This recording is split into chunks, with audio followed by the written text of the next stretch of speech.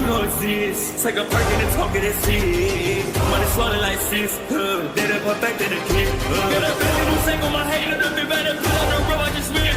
I know we got $1 million. The devil that shit ain't not cheaper again. Hello and welcome back, fellow anime lovers, to MangaMuse. I am delighted to have you join us once again in the world of fanfiction and fantasy. This is the second part of What If Deku Meets Katekyo Hitman Reborn. Special note, this fanfic is written and a masterpiece of BoyishBlue on FANFICTIONnet. Do check and support the author too. Now smash the like, share and subscribe button for more. Also press the bell icon so that you never miss such great parts. Thanks for the introduction. Now let's dive into the world. His head snapped to the balcony when he heard some crash and screaming, then he saw smoke coming from the third building from theirs. He didn't dwell on his curiosity as his intuition happily informed him that it is trouble. Leaving his homework alone on the table, Tsuna took his jacket by the single sitter and walked for the balcony. He went out and closed the door behind him. He took the shoes he keeps behind the potted plants and put them on, before he went over the railings and jumped for the next building. He started to run and jump from roof to roof until he reached the attacked building. He looked down to check if some heroes already responded. After seeing none, he went for the door to get to the roof and went down the stairs. He opened the door of the nearest floor, and looked inside. It's a corporate building from the interior, he noticed. He remembers seeing some of the individuals in there from his own apartment building too, and most of them are contemplating whether to go out or not. "Excuse me," he called out, gaining their attentions. "Young man, there's a villain in the ground floor." A middle-aged man informed, slowly getting pale at the thoughts racing in his mind. "Please don't panic," he assured, smiling his Decimo smile. He noticed how they relaxed a bit. "I'm here to help you escape. This way, please. You can exit through the back door, as long as you don't make any loud noises." He didn't close the door as people started to follow his instruction. He went down to the next floor, and did the same thing. People came streaming in as he goes down for the first batch of people, who stopped moving. They were waiting for him to open the door for them, he did. He motioned them to go on before he went for the emergency exit of the ground floor. He opened it slightly to peer inside. The villain is running havoc, gloating that no one can fight against him. The front of the building was busted, there's fire here and there, and some of the things have fallen. He looked back to the others to ensure himself that they're still going out before he slipped inside the ground floor. The door opened a little. While the villains kept on calling out for heroes to attack him, Tsuna signaled every trapped civilians to the door while keeping a finger to his lips, as a sign for them to keep quiet. When he went for the other side as heroes responded, he looked for more civilians trapped. He was able to get a father and his son out of a rubble. But before they went out, the father told him in a hushed voice that there's a PRGNN woman at the side of the window, probably trapped. Tsuna assured the man that he will keep the woman safe. Keeping the direction in mind, he found the woman by the sofa, hiding behind the couch. "Thanks God you're safe." He breathed in relief before moving the couch a little and kept the woman's head down in a gentle manner when some shards went their way. "Let's keep our heads down, Mississippi. I don't want the baby to get hurt." The mother shed tears of gratefulness. "Thank you. Don't thank me yet," he replied, looking out for any possible flying things towards them. "I'll keep you safe with the best of my abilities. Let's wait for a while until the villain gets subdued. Moving now will be dangerous for the both of you." "Why yes." Tsuna stayed, keeping every flying debris away from them with the use of his sky flames. When the villain got subdued, he helped the woman out of her hiding place and handed her to a medic. He only smiled when the mother thanked him profusely. He didn't mind the look he got from the medic and scurried away to hide his presence from the media who started to make a coverage of what happened. He's so thankful that they're graduating in 2 weeks. "No. I don't have any young man with brown hair and caramel eyes in the academy. Not even in the applicant list. He replied to All Might as he watched the video of the young man who has an invisible shield deflecting every shrapnel that tried to harm the PRGNN woman behind the couch. He's not a student of VERYYYY. The mother had been asking me to thank the young man. Some of the employees of the building approached me with those in minds. They want to know who he is. If I remember right, the same thing happened a lot of times. They were all asking who was the brave young man who has instructed them of what to do to keep themselves safe. Don't you think he's a student from other hero schools? Nizu paused the video and zoomed the picture to see the brunette watching the battle in front of them with a hardened expression. I don't think so. He must be someone who is near the vicinity to respond that well when the supports haven't arrived yet. The mother could have been dead if he was any late. We must reach the young man immediately. Some have already demanded his identity to be revealed, my friend. I will think of something. Nizu assured. All right. Thank you, Nizu. He let the call end as he watched the video again, eyes trained on the young brunette who have assisted a man and a boy. He can see the hand gestures towards the other side of the building before the brunette went to where the PRGNN woman was hiding. Maybe due to how dire the situation was and the danger of moving the woman in a quick pace made the young man decide to stay there and wait for the fight to finish. It was a good decision. A lot of professionals, from heroes to civilians, have voiced their concern and amazement about a brunette who helps behind the scenes since 4 years ago and running. He hadn't said anything about this, deflecting any questions for the fact that he, too, has no idea what the child looks like. There was no video nor picture that captured the young man for 4 years.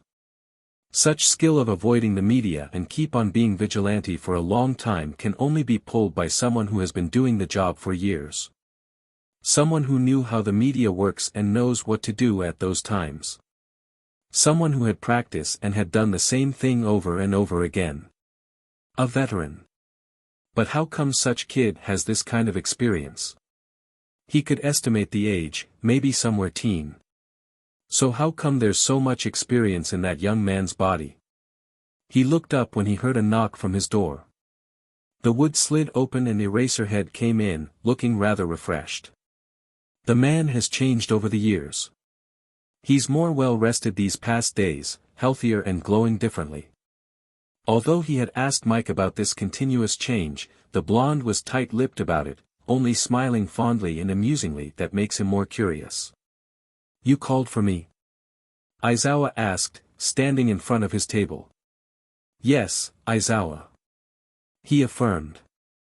I found a lead to the young vigilante we've been monitoring. He had taken action yesterday. All Might had called me about it too. So it reached him too. The hero nodded, almost contemplative. Can I see the lead? Yes. Here. He let the monitor face the hero's way and played the video. We are looking for this young man. He circled the mouse cursor on the brunette who is deflecting every flying object. What the hell? His eyes flew to the hero who has his eyes wide. That brat. Do you know him? He queried. Aizawa stood straighter, a hand flying to his temples to massage them. Yes. I'll talk to him. He watched the other's reaction. You know the procedure, yes? The teacher nodded. But I can't keep promises. He's quite hard-headed. It will take time for him to be persuaded and be brought here. He's a house buddy and he wants to live a normal life. You seem to know him well. Aizawa sighed exaggeratedly, a small smile quirking on his lips. He's my son. Nizu's eyes blinked. Come again. My son. That kid in the video is my son. Eraserhead, the vigilante hero, repeated. Oh. The Yui principal could only utter in surprise.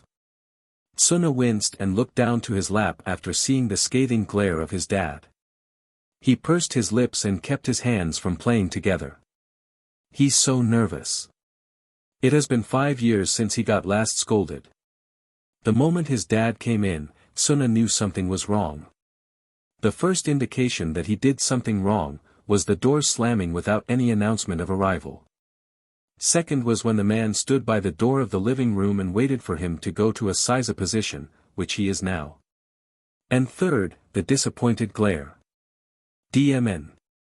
He's so regretting why he taught him that glare. Right now, his dad is scolding him for going vigilante for the past 4 years without telling him how dangerous what he did and how he could have died with just a simple bad move, without anyone knowing. Tsuna kept his mouth shut so he couldn't say that he has been one for 20 plus years, and stopped for 6 years because he was growing by then in his new world.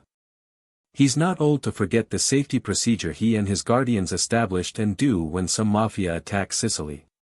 Now what can you say, Tsuna? Shoyuta questioned, trying to know what his valid excuse. Tsuna hesitated. I'm sorry I got caught on camera. He held in a snicker when he heard the man slap his forehead. Tsuna. But it won't be vigilante work anymore if you knew it. He cringed. And besides, you won't permit me from doing it. I bet you'll lock me up in here. I'm not doing this to spite you, Dad. Believe me. I just want to help. It will take a lot of time for the support to get there and get past the villain if no one is entertaining him yet. It's the least I could do to help too, and not be a bystander. Given that you've been doing this for 4 years, the man sighed, making him wince. Just tell me you didn't engage anyone. He shook his head. Not one villain, Dad. I don't want to be caught by the media. Yesterday was just a mishap. The mother was pregnant and I couldn't move her without getting hit. It's either stay or die. At ease now. Shoyuta sighed. Tsuna uncurled his legs and massaged them. No more vigilante works without telling me. He nodded. And Nizu wants to talk to you. What? He blurted, eyes bulging. It's a procedure, buddy. You either get arrested or become a student of Yui. Shoyuta smiles sympathetically, albeit sadistic. Goodbye normal life. Dad! He yelled. Don't whine. He rubbed his head after receiving a chop on the head. He pouted as he earned an exasperated face. Don't give me that look. You should have known better when you started this. I know. He replied, sighing. I've done the calculations. I just don't like the hero industry. Just thinking of the spotlights, and the people here and there. He remembered his Vongola Decimo days. Those times he was taking care of the outside company too. They aren't that bad. Who knows, I might become your homeroom advisor. His dad consoled. You're too optimistic for this. Tsuna scrunched his face as he gets up. Who knows, I might say no to Nizu-san. We'll see. Aizawa challenged while getting up too. How did you even respond that fast? It will take you 20 minutes to get there. He walked for the kitchen. Who said I used the normal entree? You little dash.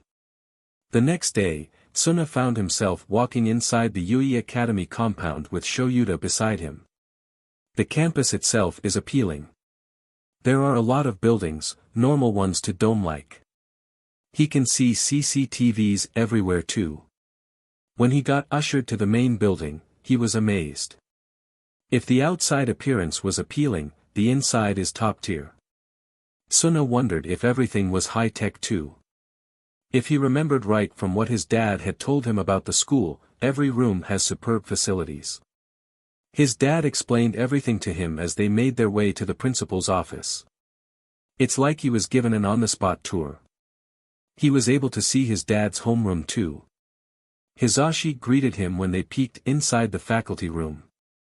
His uncle wanted to give him more tour, but given the circumstances, they moved it after his meeting with the principal. When they got in front of the principal's office, Shoyuta was the one who knocked before opening the door. Tsuna shuffled in after his dad walked inside. He stood beside Aizawa and eyed the principal.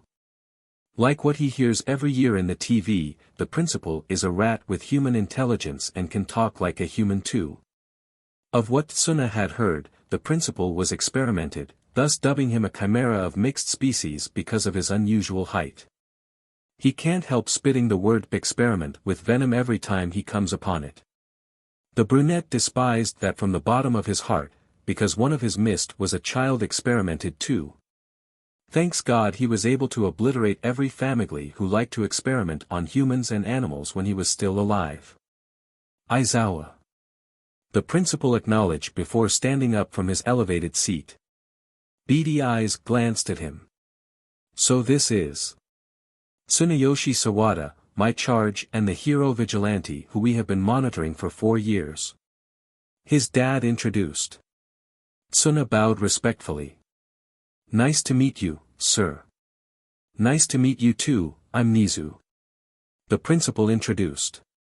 He stood straight as Aizawa nudged him to go forward as the principal smiled at him. Can you leave us for a moment, Aizawa? I'll be back later. Behave. His parent bid. Tsuna scrunched his nose. Don't do something I won't do. You already do.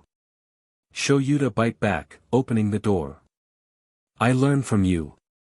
He countered, earning a fond smile before the door closed. Tsuna turned to the principal, and straightened his posture. His intuition is warning him about the principal's quirk, which was high spec or also known as high intelligence. He'll be threading a thin line while speaking with the individual. He just hopes he doesn't reveal anything that can put him into trouble in the future. He knew the way he presented himself again has caught the others' attention. It cannot be helped, for it had been long since he had talked to an authority. Even though he hates talking in a businesslike way, he can't deny it that it's one of his strong points. He had a lot of practice with Reborn and his guardians anyway, back in his world. Please, take a seat, Sawada-san. Would you like some tea? The principal offered, moving to the tea set at the side. The brunette took the offer to seat on the chair by the table. Yes, Nizu-san. And please call me Tsunayoshi or Tsuna. I'm not much for formalities. Nizu hummed before putting a cup of tea in front of him. You're much younger than I anticipated. How old are you, Tsuna? Thank you. And I'm 14. Pertaining for the tea and honoring his request, before he cupped his tea with his hands and winced. I'm sorry if I caused you troubles. It's all right. It's just that a lot of people have been asking your identity. We couldn't give a clear answer, given how obscure you are to the media. Like father, like son, eh? The principal joked, making him smile. Dad does have a big influence on my upbringing. He couldn't take in his cats because of me. Not like I couldn't take care of them for him when I was 4. He sighed, remembering those times he couldn't be Shuta's happy pill. So he opted to make some cat plushies and downloaded cat videos, after he discovered his dad's fascination with cats. The way the man's eyes sparkle in delight back in those days warms his heart whenever he remembers them. Ah. So you're the one who has been taking care of Aizawa. Nizu stated, making him blush a little. At such young age too. It was nothing. He does all the work. I'm more of the helping hand. He denied before taking a sip on his tea. Speaking of helping hand, you know what is the agenda of this meeting of ours, yes? Yes. He answered, placing the cup down. Can I ask if I have any choices? Given your circumstances, it's limited. The principal disclosed bluntly. It's either you get into trial for using your quirk in public without any authorization and doing vigilante works, or you apply for VERYYYY as an aspiring hero. He can't help pursing his lips in contemplation. With your reaction, I bet you aren't one of those who wants to become a hero. It also came to me that I didn't see your name in our lists of applicants this year. His lips moved to give a small smile. It can't be helped. I'm more into helping others and hiding away after the deed, than help others and entertain people. I understand. Were you planning to attend a normal high school? He nodded, feeling amused when he remembered something. Yup. And Dad told me to say goodbye to it. He's more ecstatic than me on this. He has been singing about it in the shower last night and this morning. Nizu gave him a mirthful grin. Really now? How odd. Okay then. He surrendered after chuckling. How does this work? Well, since you have been going vigilante for 4 years, we need you to be one of our students. All you have to do is fill up an application form and I'll just add you up to the list of people who are to attend the entrance test and pass to become a student. What if I fail? Do you want to disappoint Aizawa? His expression went deadpan. Well played, Nizu-san. The principal chuckled. That's how I hide my cards. Anyway, with that, I can assure the public, especially those people who are asking for your identity, that you are a student of VERYYYY and you'd like your privacy to be respected. Hence, the hidden identity and discreet vigilante works. That could be fair. Tsuna commented, inspecting for loopholes. My identity will be officially announced at the sport festival, right? Yes. He can't help burying his head on his hands as he groaned after realizing something. I'm torn between failing the festival or making my dad proud by at least making it to the semi-final. He heard the principal chuckle again. How odd you two are. Tell me about it. Tsuna took a deep breath before sitting straight again and nodded. So can I have a copy of the form I need to fill up? Does it need other requirements so they won't question the authenticity of my affiliation to the school? Sawada. Tsuna looked back to see Bakugou walking towards him. He faced the blonde, loosely clutching his bag. They're about to go home, since class ended. He kinda slept through the last subject and only woke up just when the teacher announced the possible top students. He got the second place. Yee-hee.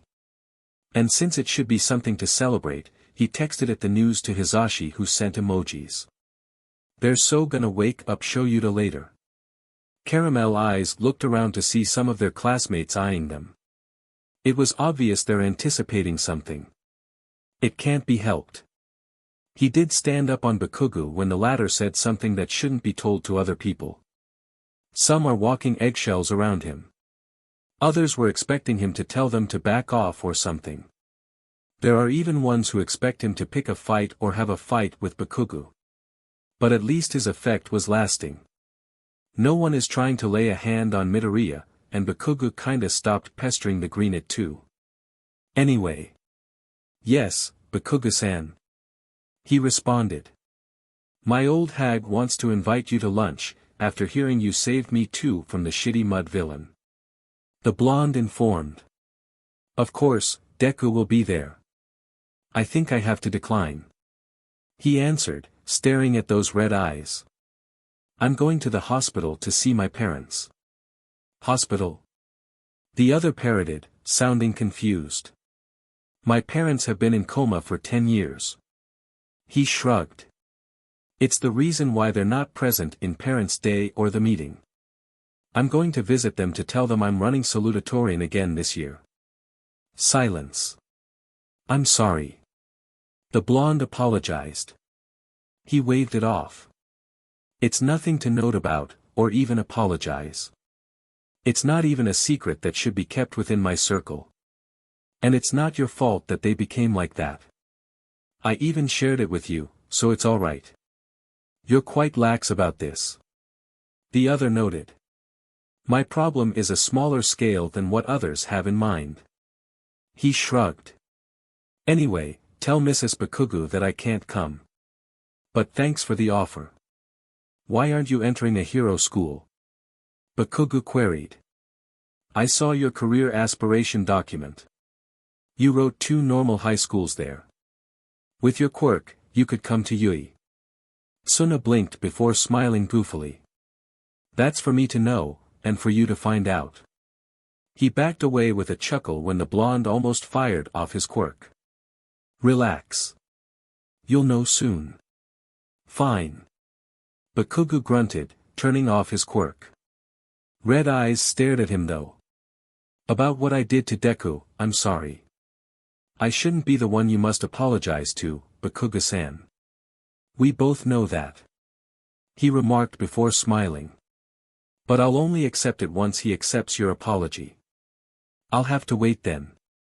It will take years before I apologize to that I mean to Deku. The blonde corrected himself, coughing lightly to the side. Tsuna chuckled at the cute attempt. I have a long patience. I mean, I do get ticked off sometimes, but like what you did, I have to have a trigger. Do you want me to do an experiment? Try every possible things that could trigger your anger. You might cry with the list I have, Bakugou-san. They're not that nice in the mind too. Really? I got curious instead. He gave a comical gasp. Oh no. We can't have that. Both of them snickered at where their conversation went off. You know, you're not so bad after all. Bakugou remarked, smiling a little after their laughter. Thanks for standing up on me that day. You are too. At least you know when to apologize and to express your gratitude, Bakugou-san. He praised back. Katsuki. He blinked after the blonde corrected him. The latter has this small pink on his cheeks. Call me Katsuki. I'll call you Tsuna. The brunette grinned. Alright then. Anyway, I'll see you around. Tell your mom what I said. Yes yes. Tsuna hummed as he turned around and walked for the stairs. He pulled out his phone when he felt it vibrate. It was his uncle Hizashi, telling him that he's coming to visit and celebrate for his achievements and maybe pester his dad in the process too. He replied with a thank you before glancing back to see Bakugou, Katsuki, walking away for their room. For some reason. Katsuki reminds him of Hayato. Tsuna removed his headset as he stared at the arc of Yui or UA as they call it nowadays. Everything is lively with people streaming in to go for the auditorium where the introduction about the practical exam will take place. He clicked his tongue as he brought out his phone to see the texts his dad and uncle sent him at the same time.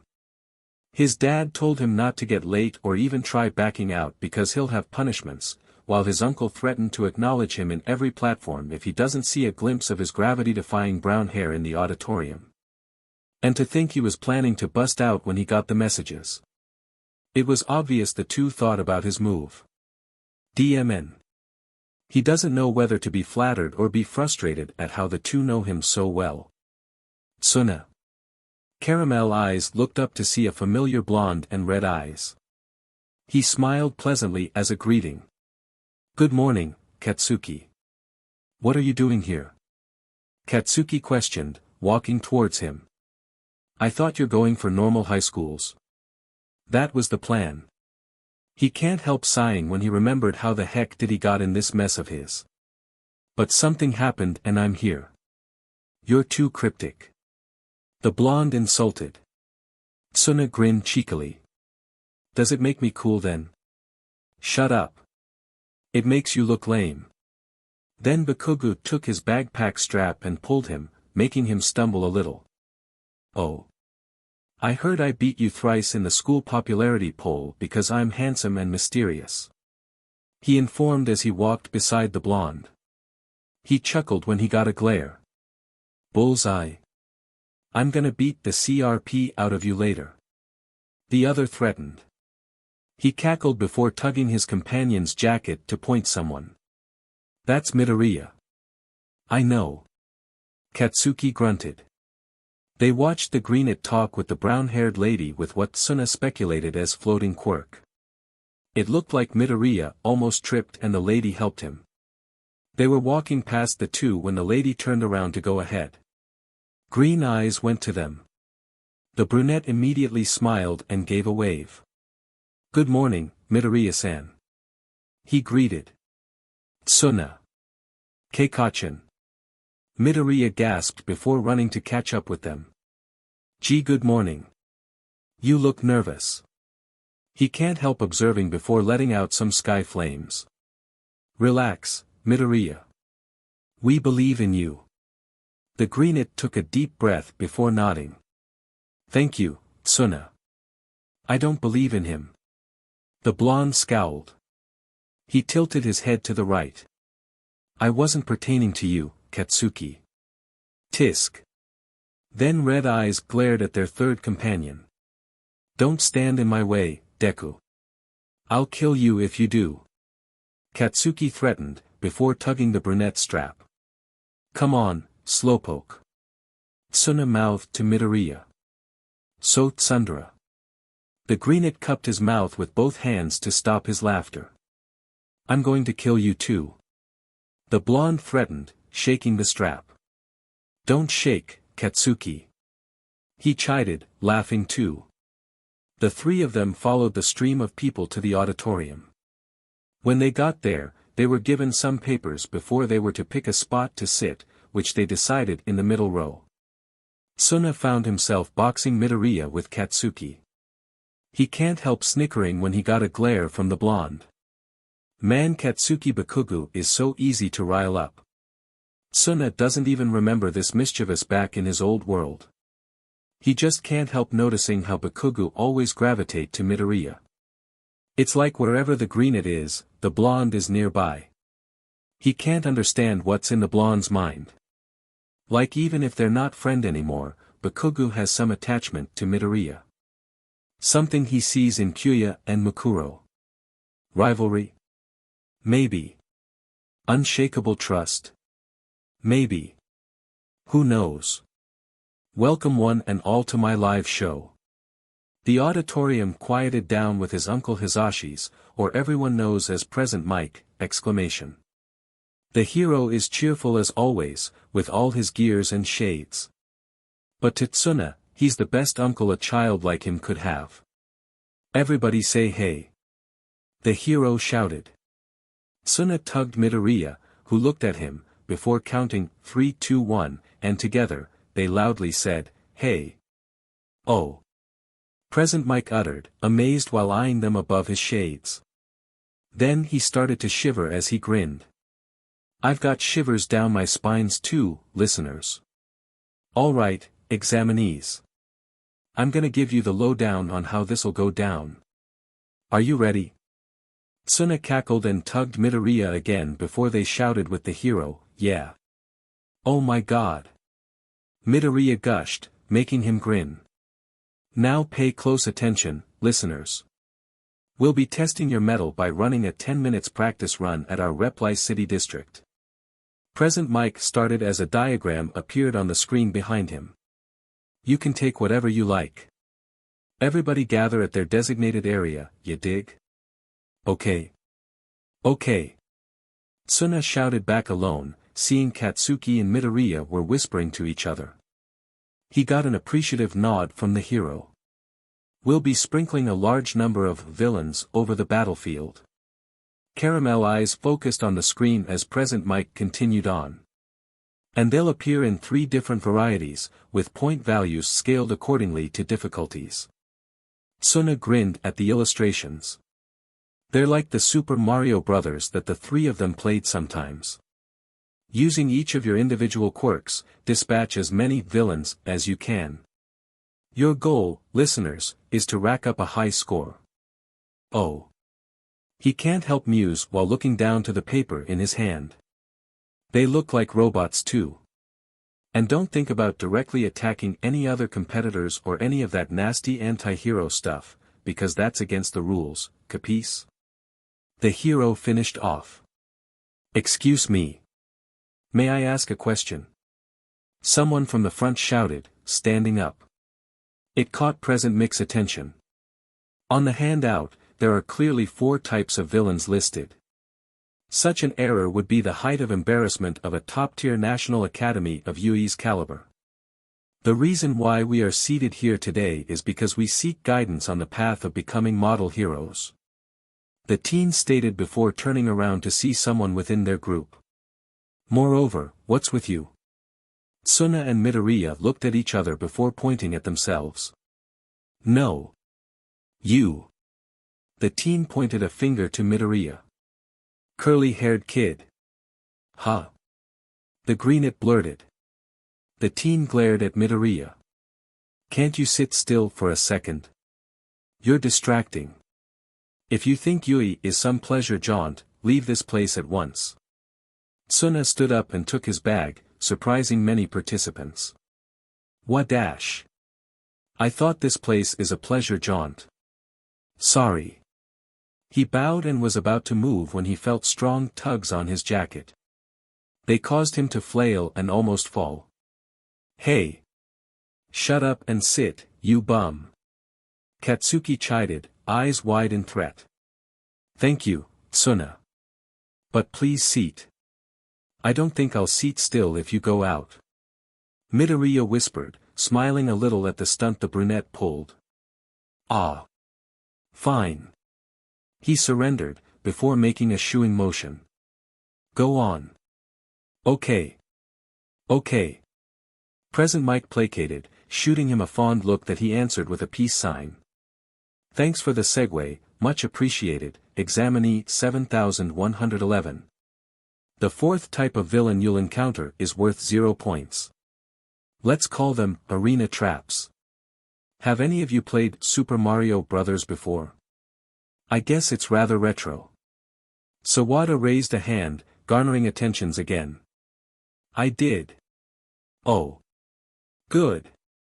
Now then, you remember those things that'd go thwomp on you?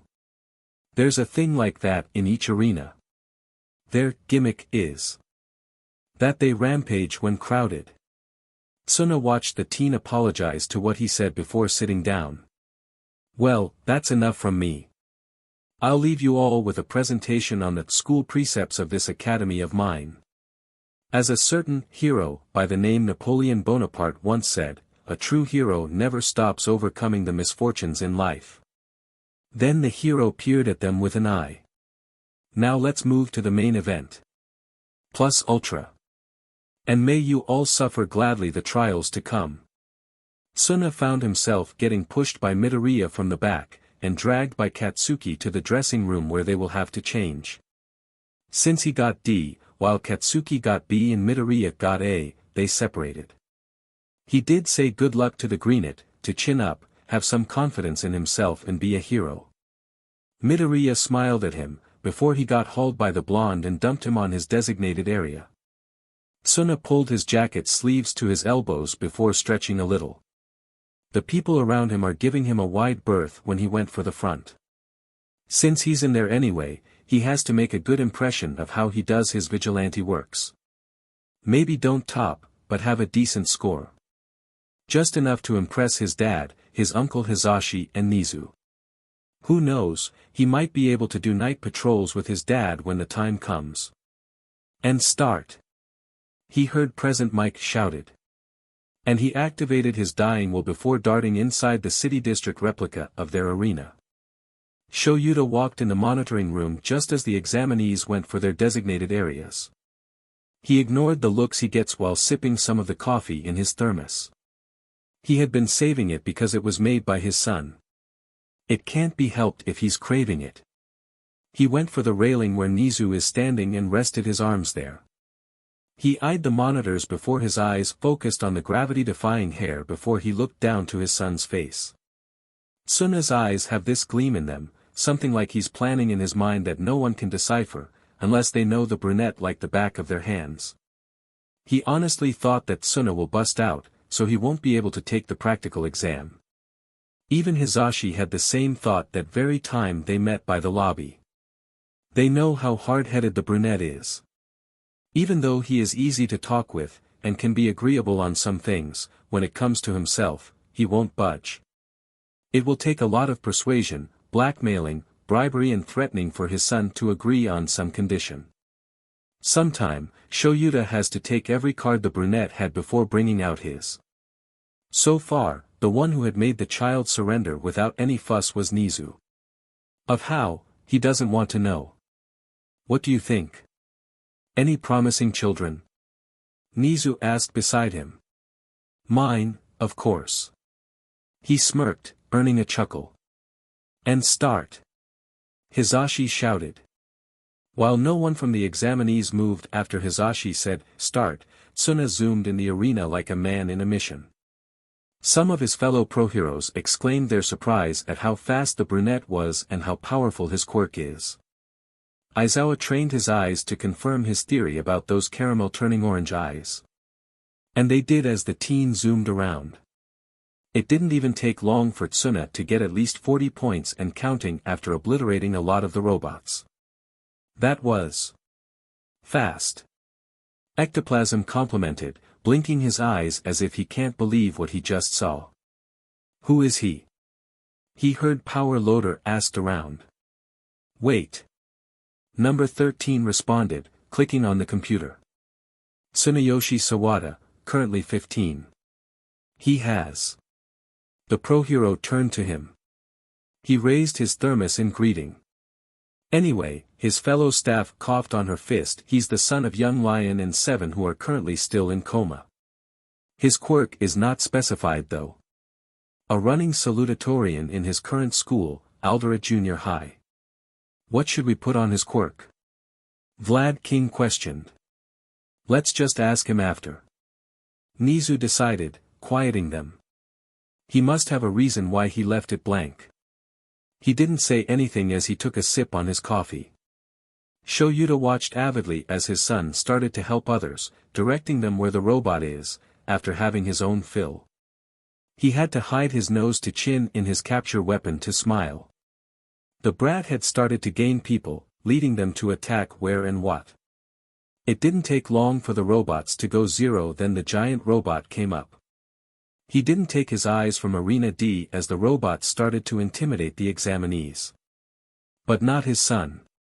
The brunette flew with his flames as boosters before separating his hands, right hand in front of him while the left is by his back. Soft orange erupted from the left hand. As those orange eyes narrowed and hardened, darker orange shoot off from the right hand and directly hit the robot until the legs were the remaining ones standing. Eraserhead couldn't help his hand from combing his hair in order to hold himself. Holy F. His son had been keeping that kind of power from him. He didn't know that the kid had that kind of intense flame hidden in his body. The reflexes, the insights, and the judgment are all there. Even the determination to finish off every villain is there. The test is over. Hisashi announced, a lilt in his voice. Tsuna is rather loved. Nizu hummed as they watched the brunette getting greeted by a lot of the examinees. Although I cannot believe he has this kind of powerful quirk. No wonder he wanted to live a normal life. Believe me, even I don't know he packs that kind of punch. He sighed. I should probably do the video of him passing. Or tell him the news myself. Just lower his score a bit. A point or two below the next highest. He stared at the 130 score the brunette got. The villain was 50 points, while the rescue was a total of 80. He doesn't like the spotlight. Especially in the sports festival. Alright. I'll convince the others as well. The principal agreed. Send him my congratulations. When we distribute the mails. He waved off before walking for the door. Eraserhead. Where are you going? Midnight yelled.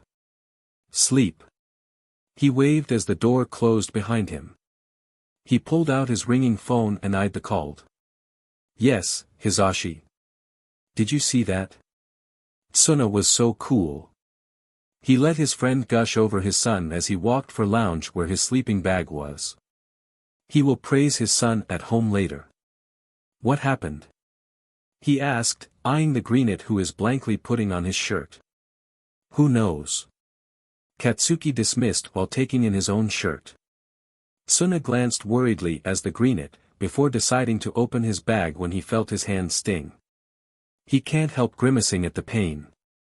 He didn't even notice how he got the attentions of 2 pairs of eyes as he got focused on the pain. When Recovery Girl went to their arena, Tsuna instinctively hid his hands behind him as the pro-hero rounded the wounded to heal them. He thought his hands weren't that bad. He had worse. But as burnt as they were, they stung like how being shot by bullets on the side and stomach felt like. He just doesn't want to overexert the hero on healing him. But he can't deny that he liked what he did. To feel the hum of his sky flames in his veins while flying around. And even though he doesn't have his contacts or earphones, he was able to control his X-burner. His flames still has their soft and hard flames. He missed using it and his burning axle and the XX burner. Too bad he doesn't have his gloves, resulting him the burned hands. What the F? He looked up to Katsuki when the latter took his wrist and inspected his burn. What happened here? My ability. He shrugged before wincing when he felt the right hand stung. I can't use my flames without getting burned. That's third-degree burn. Midoriya gasped. Quick, Kachin. We should take him to Recovery Girl. Tsuna didn't even have the time to take his bag when Katsuki pulled him out of the changing room. He looked back to see the greenet following them with his bag being shouldered. The two were like forces of natures as they rounded the building in search of the clinic. Whenever he tries to protest, the blonde will glare at him while Midoriya will push him from the back. It didn't take long for them to get to the clinic. Recovery Girl is in there, silently reviewing papers, when Katsuki knocked before opening the door. The blonde presented him while Midoriya explained everything to the hero. He was instructed to wash them first before they got healed. He got chastised by the old lady for keeping such major injury. He could only smile sheepishly, apologize sincerely, and promise to never keep such wounds a secret. After thanking Recovery Girl with the two, they went out. He didn't dodge when the blonde slapped the back of his head. He only reached out for his head and rubbed it. He eyed the blonde who only puffed before walking ahead. Not gonna give me a scolding? He questioned as he took his bag from Midoriya. Who cares if you die out there? Katsuki shouted. May I remind you that you were the one who dragged me here? He cheekily jabbed as he took the greenet's sleeve. The blonde looked back to glare at him. Peace Katsuki. You're so hot-headed. Do you want to eat ice cream? I want chocolate milk. The blonde demanded, walking away much further. Okay. He chuckled before turning to the quiet teen beside him. What's wrong, Midoriya? I think I failed the test. Midoriya sighed dejectedly. I didn't get to have a single point. Not even one robot. Tsuna questioned as he pulled his scarf out of his bag. Well, I got the big one. The last robot. The greenet answered, almost contemplative with how his brows furrow. I did get that one. He sympathized as he looped the cloth around his neck. I mean it must have a lot of points since it's so big and intimidating, right? Green eyes moved to him, hopeful. You think so? I thought so. Tsuna nodded. I'm a gamer. Whenever the boss comes out, you have to defeat him because he has the highest score. The big robot was the boss, right? And Present Mike did say it was like a video game, so it means the last robot has some big points on his head. A hopeful smile stretched on the greenet's lips. Yeah. You're right. Don't get depressed about it. Heroes don't give up. He smiled. And as a thanks, I'm gonna treat you some chocolate milk too. Oi. Hurry up. Katsuki shouted from the door. Patience is virtue, Katsuki. Tsuna placated as the two of them get nearer. How many marshmallows do you want to put? When Tsuna got home, he was greeted by his dad who hugged him tight. He can't help laughing before hugging the man back. Shoyuta praised him of how incredible he was in the arena. He could only blush. In celebration of his sure passing, a cake was ordered and they ate it while lounging in the living room. Tsuna slept that day on the couch, with his dad looking after him. Yo. Tsuna greeted with a quirky smile while removing one bud from his ear. For someone who looks dead on his feet, you look cheery. Katsuki commented as they walked in the campus side by side. What's with the hair? What's with yours? He countered back, grinning when the other scowled at him. Just so you know, this is my signature look. A lot of my friends pointed out that I look like a lion with this hairdo of mine. And this is natural, from roots to the tips, and came from my very ancestor. You're old then. The blonde insulted. The brunette rose a brow. Then respect your elders. I want you to address me properly. And why would I? Because you said I'm old. Tsuna ran away with a laughter when the blonde tried to capture him in a headlock. It's actually their first day in UA. Right now, he's wearing the complete uniform he was forced to wear by his dad. He discovered that gray school uniform is really different from three-piece gray suit. If he wasn't taught to be a gentleman, he won't be wearing the uniform and put on his own jacket. He was going to forego the necktie, but his dad said no and told him to be a proper student for once. The hero didn't see him slip his headset in his bag nor loosen up his tie though. Unlike Katsuki, Tsuna only loosened his tie a little while the other dragged it. Oh well, everyone has their own preferences. Maybe he should request for a coat with a hood. When his dad came home one night and told him that he passed, he only blinked at the man and went back to cooking. Shoyuta slapped the back of his head with how dead his reaction was. They decided to celebrate before talking about the requirements he needed to finish. Well, there's the ID, the uniforms and the books. There's also the sketch for their hero costume. He got assured that his hero uniform won't be permanent and he can request for his own adjustments. To say he worked late for it was an understatement. His dad even laughed at him on how enthusiastic he was of it. But that's not the reason why he's dead tired on the first day of his class. Some apartment building near them got caught in a fire. He was one of the first to respond and pulled out as many people as he could as a hero tried to extinguish the fire with his quirk. He had to save 5 children from 4 different floors, 1 teenager who woke up with her ceiling on fire, and a support hero who almost fell from the 10th after an explosion from one of the rooms. He had to be there to see if there are more people inside. When the authorities announced that no one died, he was able to breathe nicely. Good thing he saw his dad first and was able to go home before Shoyuta saw him. So to compensate, Tsuna made himself wake up early and cook breakfast before his dad can even have a slightest clue that he was there. Tsuna looked up to the label on the door, while being dragged by Katsuki with his book bag strap.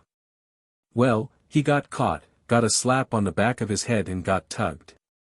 He can already imagine Hayato shouting at Katsuki for manhandling him. He shook his head as he followed the blonde inside their room. Well, there are people already inside, some were part of his group in the practical test.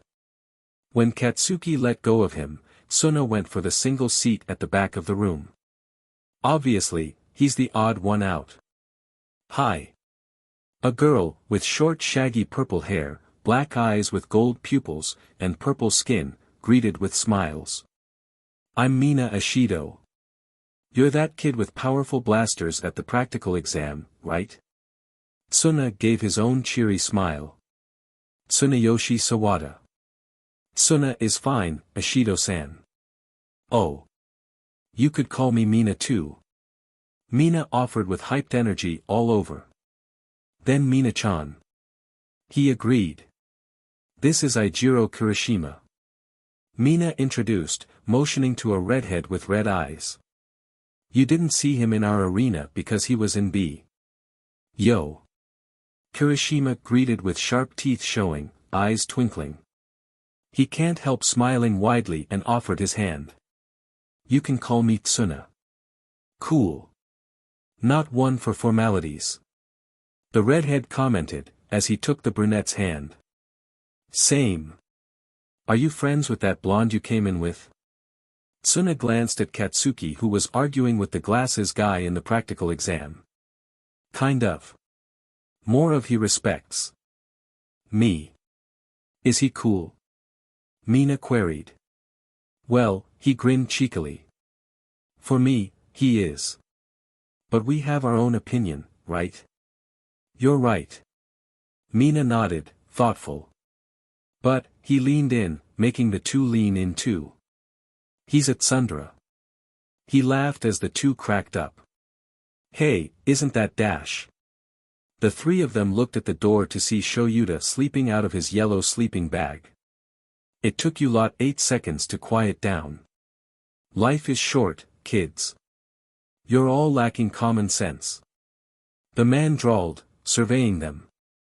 I'm Shoyuta Aizawa, your homeroom teacher. Pleasure meeting you. Caramel eyes met black ones for a sec before the latter glanced away as Shoyuta took something inside his sleeping bag.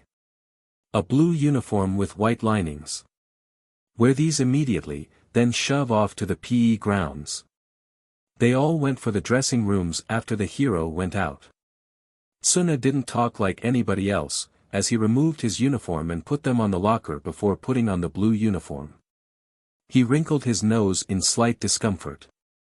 Well, the uniform is cotton and comfy, with the sleeves stopping by his elbows. The neckline is like a collar, but it's okay. UA's logo is emphasized on the upped uniform too, with the U outline from shoulder to chest level, then below is the with its legs extending to the white outline of the pants.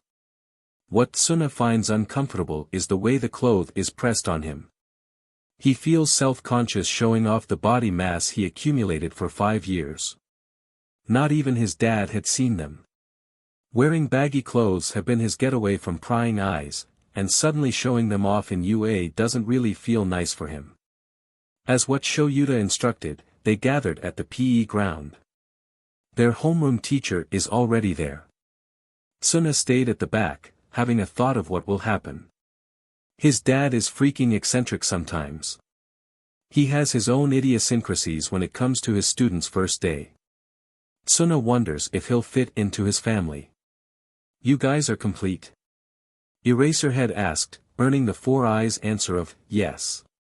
Good. We're having Quirk apprehension test. I knew it. Tsuna mumbled as his dad turned around and started to walk away. Quirk apprehension test. Some of them exclaimed in surprise. What about the ceremony? And the guidance counselor meeting? The brunette with floating quirk questioned. If you want to be heroes, we don't have any time for frilly niceties. The man looked back to them.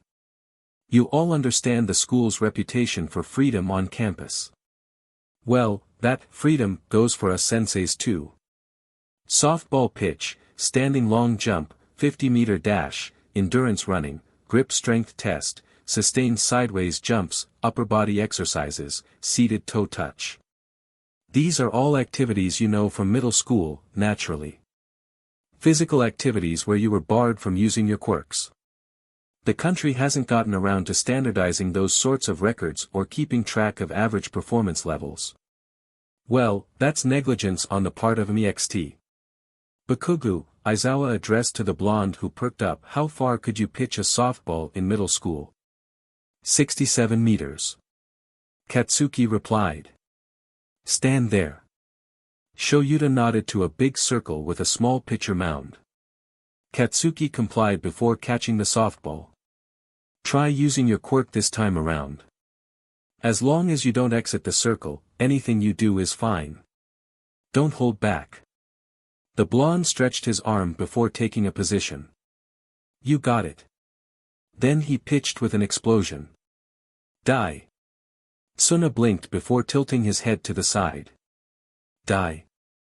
Before anything else, Shoyuta called out as a beeping sound was heard from his hand while the ball Katsuki fired off fell to the ground. One must know what they're capable of. Then he showed them a device with numbers of 705.2 with a unit of meter. This is a rational metric that will form the basis of your hero foundation. Tsuna winced when his classmates started to exclaim how cool was that, and how unbelievable was Katsuki's new record. Some even exclaimed how fun it looks. He didn't try to placate them. Why would he? He can sympathize with his dad's thoughts and feelings. The brunette does not qualify himself as a hero. Reborn pounded that to his head. A hero is a symbol of peace and scare off the criminals. Tsuna is not, and will never be. He first became a mafia boss before he turned the Vongula into a vigilante group, like what it originally was 400 years ago. He is a vigilante for 20 years, and being one is not a joke. After coming to this world and doing his own works at the age of 10, he's a justification of how hard it is for the heroes to do their jobs. Even the underground hero ones. To see his dad get home, wounded and bleeding. Because it's work. Because it's their job to save others. Hero works are dangerous, that's a fact.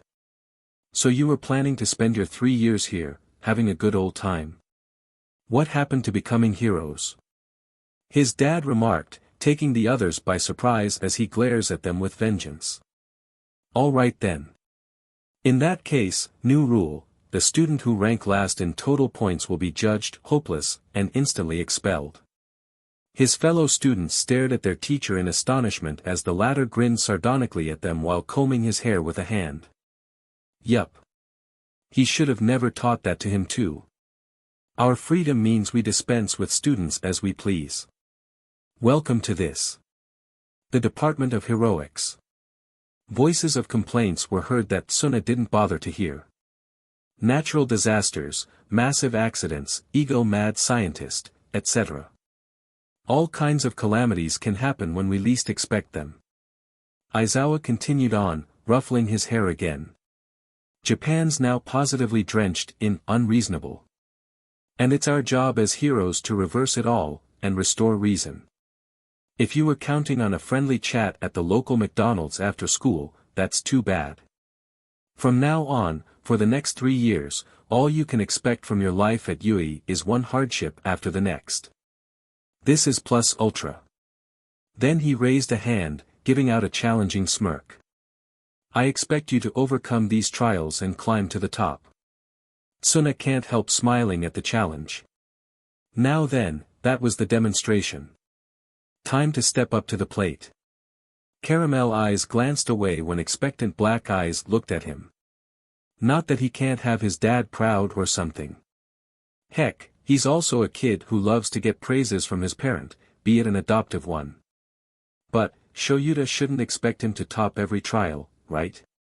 Even with his quirk and ability, he can't just show them off. That's not how he works. He did alright in all trials.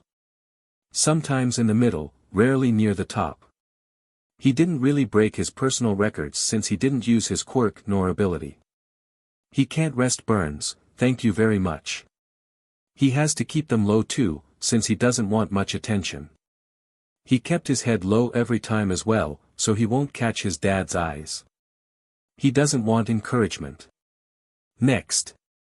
Shoyuta called out before throwing them a new ball.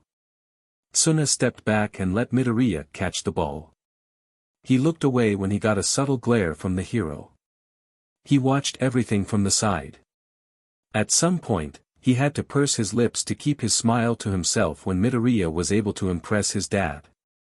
When it was his time to go, he stared at the man who told him to start all over. He repeated. But Aizawa-sensei he had to bit his lower lip to stop himself from snickering at his almost mishaps. DMN. The man has a good poker face. I was able to do it nicely. Why again? You didn't use your quirk. I know so because I was watching your practical exams. Shoyuta nodded to the first trial. Go on, Sawada. Tsuna sighed before running for the first trial. He couldn't look at his classmates who kept on glancing at him from the trial 6 after their teacher told him to start over. How can he? When all of them were using their quirks, he was just using his own physique. When the robot said the signal, he pulled on his dying will and used his hands as boosters to reach the goal. He didn't mind the new record that made some of the onlookers' jaws drop. He was given the grip strength test machine. He stared at it with exasperation and gripped it with what he had. Next was the standing long jump, which he busted by just flying over and landing on the far end. The sustained sideways jump was pretty simple, and he broke his record at first. But since start over, he did it all over again. He stalked towards their teacher who grinned at him. Don't hold back. The teacher taunted, sides of his lips quirking.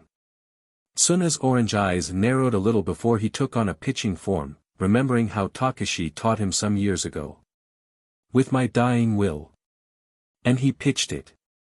He turned back to the teacher to see the meter. How far? 1,000. The other smirked before shooing him away. Go on now. He let his flames snuff out as he huffed. How's your eyes? Dry. That kid made it dry. The hero sighed. Tsuna flickered the eye drop he always had in his pocket before going for the others who were already doing the next trial. Keep it up, Dad. Sure, Tsuna. Eraserhead hummed before putting eye drops on his eyes. By the end of the day, all of them passed. Eraserhead told them that the expel thingy was a ruse. Tsuna didn't want to see the result, but Mina pointed his name for him. He was just below Katsuki, who looked at his hands and dragged him off to where Recovery Girl was, with Midoriya in tow. He can feel the tension in the air between the two. Especially from Katsuki. With some reasons, he became the mediator between the two of them too. When his hands got healed, the three of them returned to the locker room to change. Midoriya was the first to go, not wanting to agitate Katsuki. And since the blonde is not doing anything nor saying anything, Tsuna didn't talk too. They proceeded to the rest of the day. When he got home, the brunette realized how tired he was. He was able to change in his sweats and cook dinner. Before he even registered what he was doing, he found himself laying on the couch and trying to relax. Tired?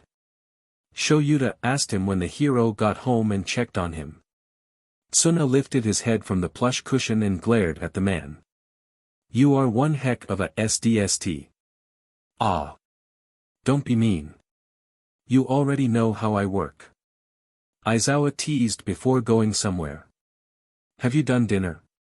Yes. Just placing them. He can't help his eyes from dropping as he let his head fall back. Will be. You look sleepy, bud. He heard his dad stated. Just tired. He sighed, feeling his consciousness slipping. I was. It's fine. I'll call them that I'm taking the night off. Go to sleep. We'll eat later. And Tsuna did. Sawada. Tsuna looked up from his doodling to see Hizashi gazing at him. Yes, present Mike-sensei. You're being called to the principal's office. The hero informed before gesturing him to go. Get back as soon as possible. Yes, sir. He answered while pulling his earphones on. The hall was fairly quiet since he's the only one out. Classes from other sections are ongoing like theirs. So far, their morning classes were normal. There are the normal subjects such as English, Japanese, history.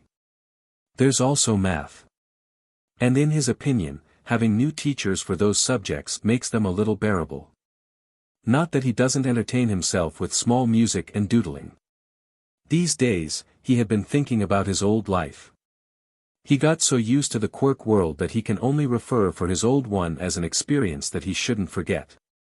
He missed seeing this new world's version of his ex-guardians. Or maybe his guardians in general. Sighing, he removed his buds and knocked on the door of the principal's office.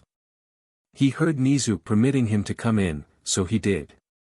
He closed the door behind him before taking a seat after he got directed to it.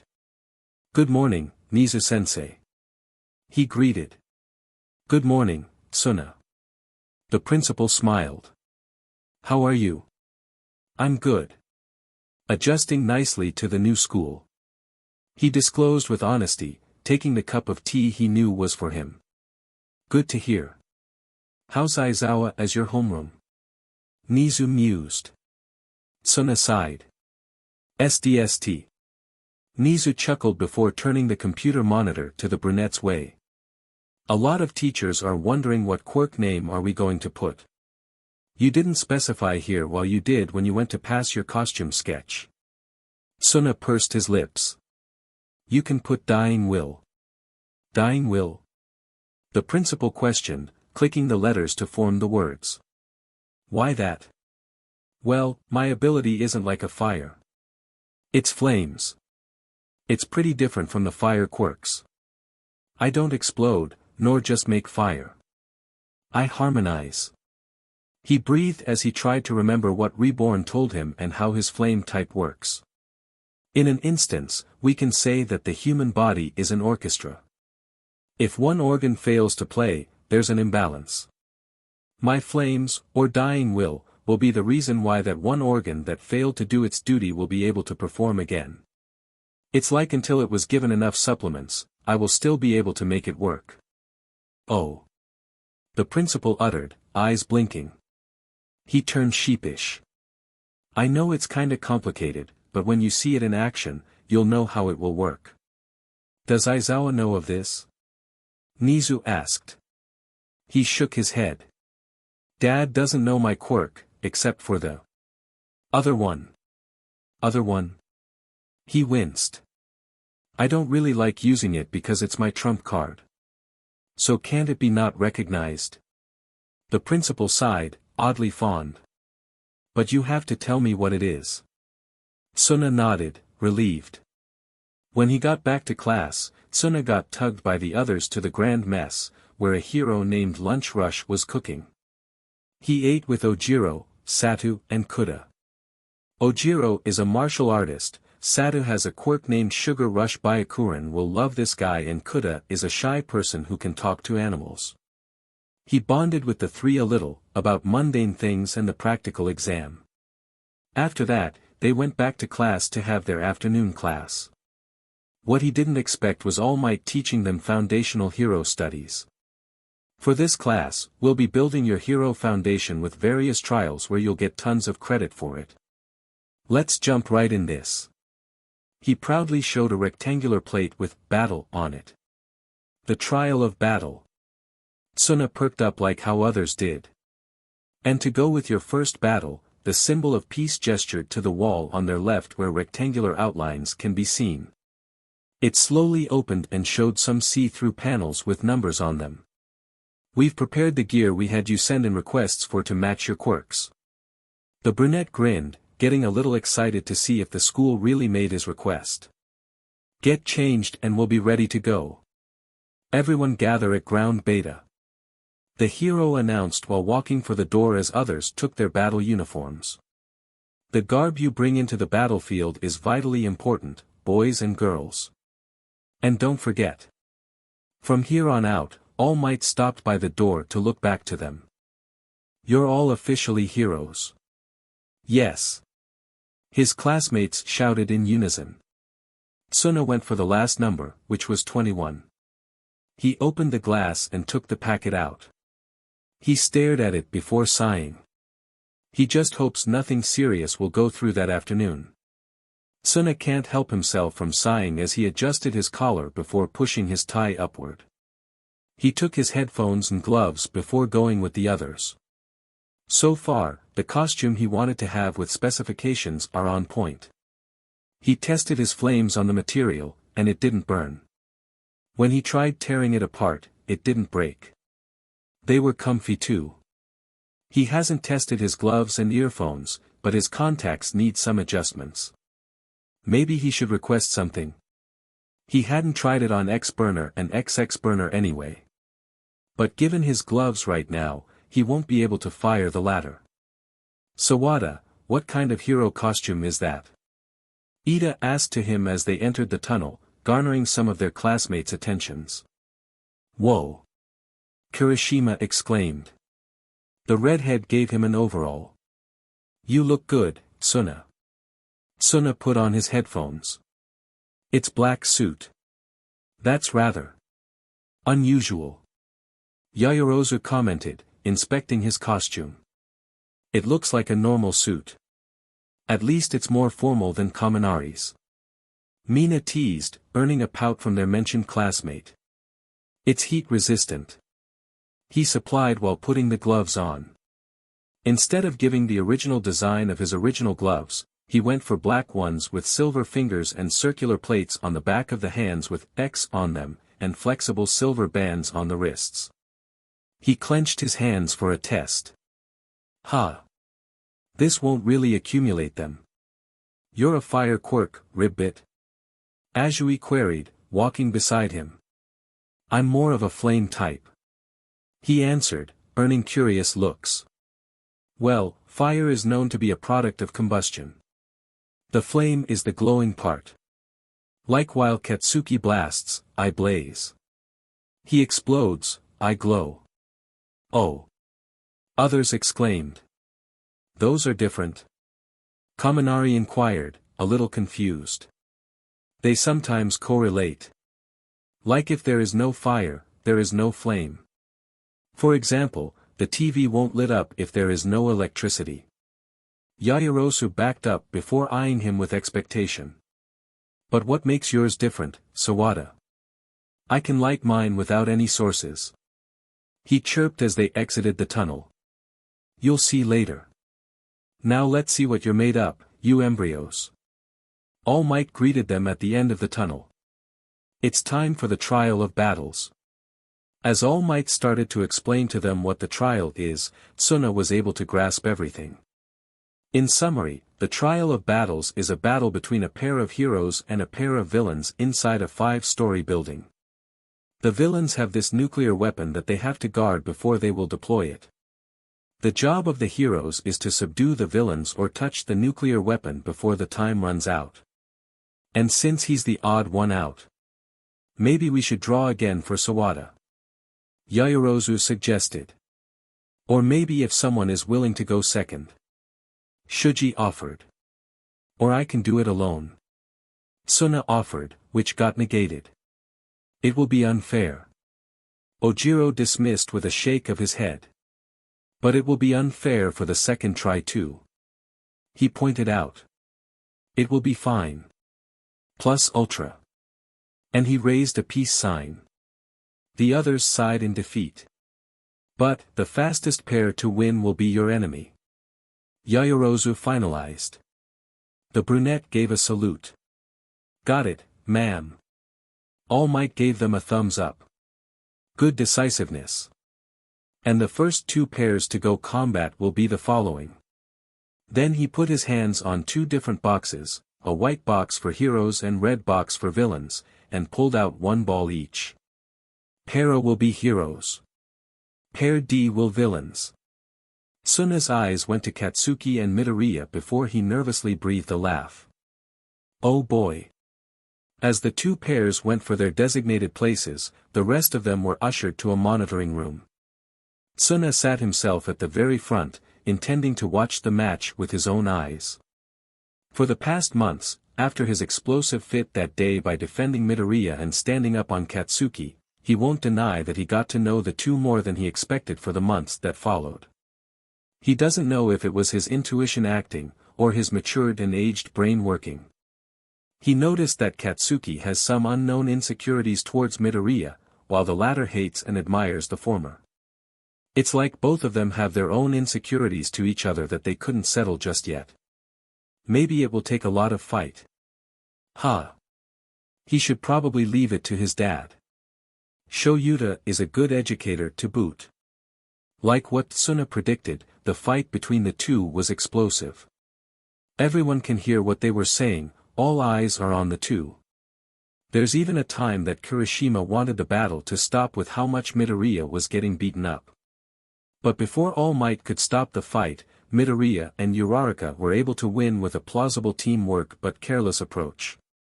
But Tsuna was proud for the Greenet. The latter was able to find his strength from his nickname. Instead of sticking to the original meaning of Deku, which was useless, Midoriya turned it meaningful and put his own connotation to it. Midoriya is a Deku who never gives up. From zero to hero indeed. After the fight and they assembled again, Katsuki was in shock with how Midoriya was able to beat him, to the point that he was unable to say anything on the scoldings to the 3 of them because the Greenet was wheeled to the infirmary got. All Tsuna could do for the blonde was sit beside him while the others get paired up. And no. He didn't try to converse with the other. Why would he if Katsuki isn't saying anything too? He was reading my moves. The blonde mumbled when the last pairs were fighting their ways. Maybe because you're predictable? He queried before patting the other's shoulder. He said so. Another mumble. It can't be helped. Moves can be predictable when we use them all the time. Try changing them, Katsuki. Improvise. He glanced at Bakugou. You've asked him, right? Give him time. He'll tell you something sometime soon. The blonde scoffed. I don't care about that. Tsuna chuckled. You're too old to be cute, Katsuki. What dash? But if you need someone to talk to, I'm here, yeah. We aren't really friends. Maybe classmates, but I'll probably understand you. He smiled as he ruffled the baffled teen's hair. Sometimes, Tsuna forgets that he's older than them too. That, as someone older, he should understand them. Everything will be alright, Katsuki. Young Sawada. You're up. All Might called out to him. He snappily stood up to escape the surprised blonde. Yes, sir. Let's see. The hero dipped his hands to the boxing and pulled them out. Your letter is K, and you're asked to be a villain. The Team B will be heroes once again. Caramel eyes flitted to Todoroki and Shuji. The brunette smiled disarmingly. Please take care of me. The two nodded. Hey. They're starting. Katsuki looked up to see what's happening.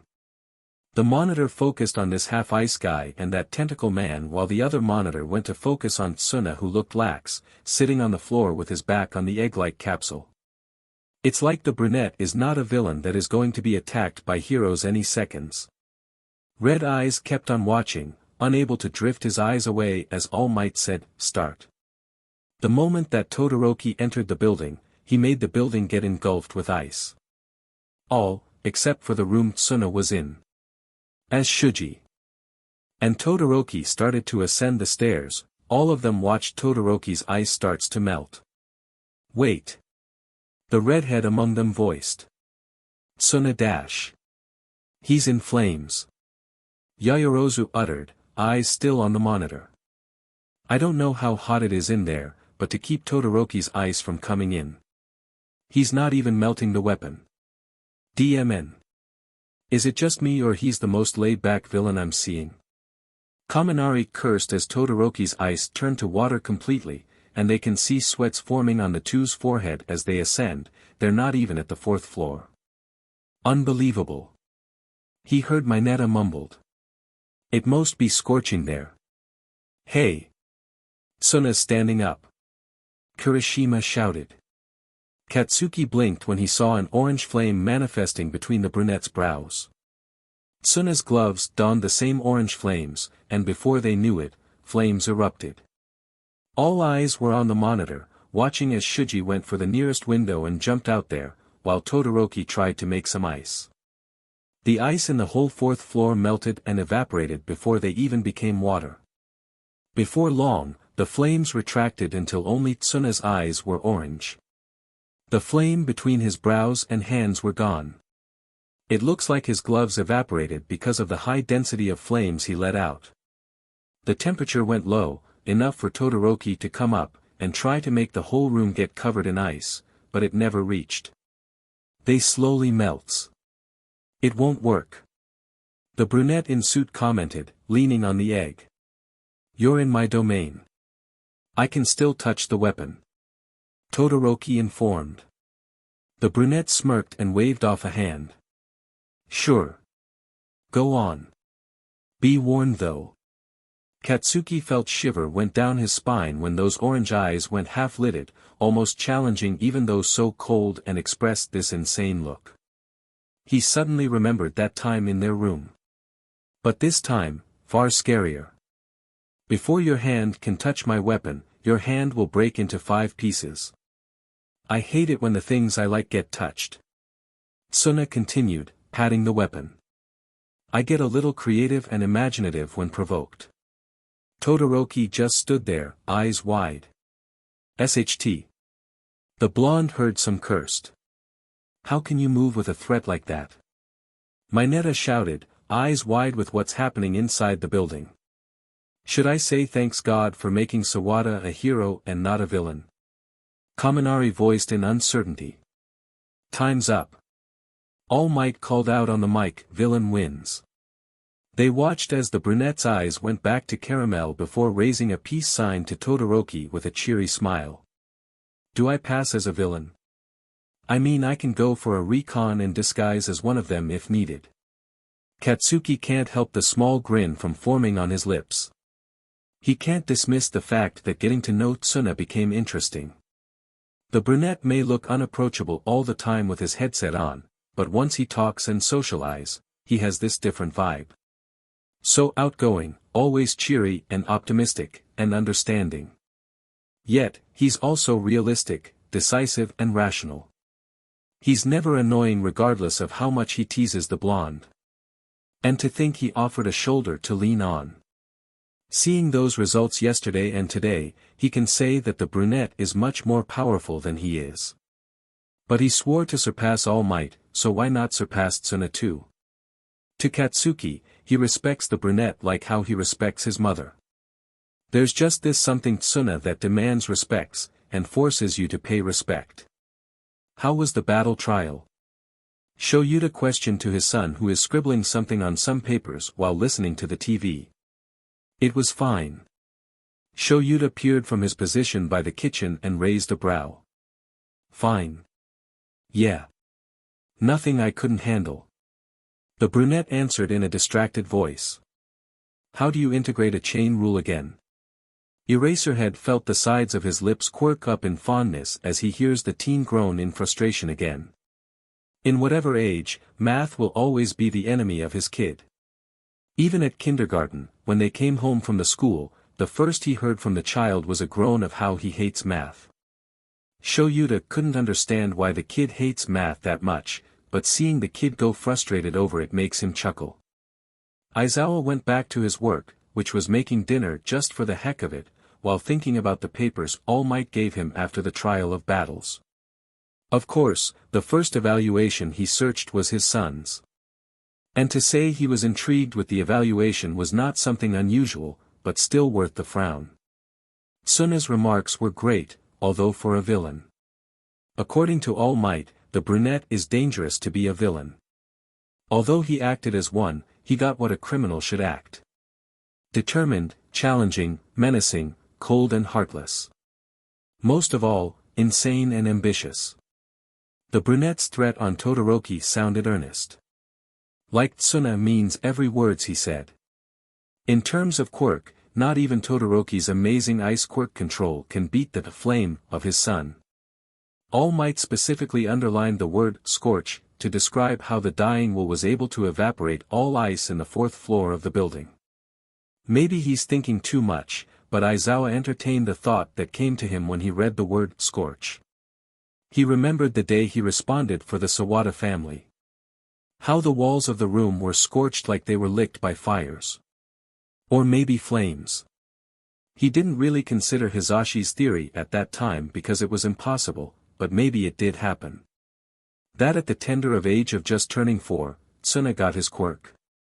Young Lion has a fire quirk that was on par with Endeavor's, but it would have been impossible for the hero to singe the room if he was unconscious with his head injury, right? His eyes snapped to his side when he felt a hand on his wrist. Expressive caramel eyes stared at him with worry as their owner took the knife away from his hand and placed it aside. Aizawa breathed a sigh and smiled to convince the other that he's okay. Not assuring. Tsuna deadpanned, causing him to chuckle. You could have gotten yourself hurt, Dad. I wasn't. He denied. You won't know. The brunette retorted back, looking over to his hands. Your forefinger would have a bleeding wound right now if I didn't stop you. It won't matter. He dismissed. Small cuts hurt the most, Dad. Tsuna sighed, caressing his hands. Like how thorns have the everlasting pain. Sometimes, big wounds numb so fast while small ones don't. I know.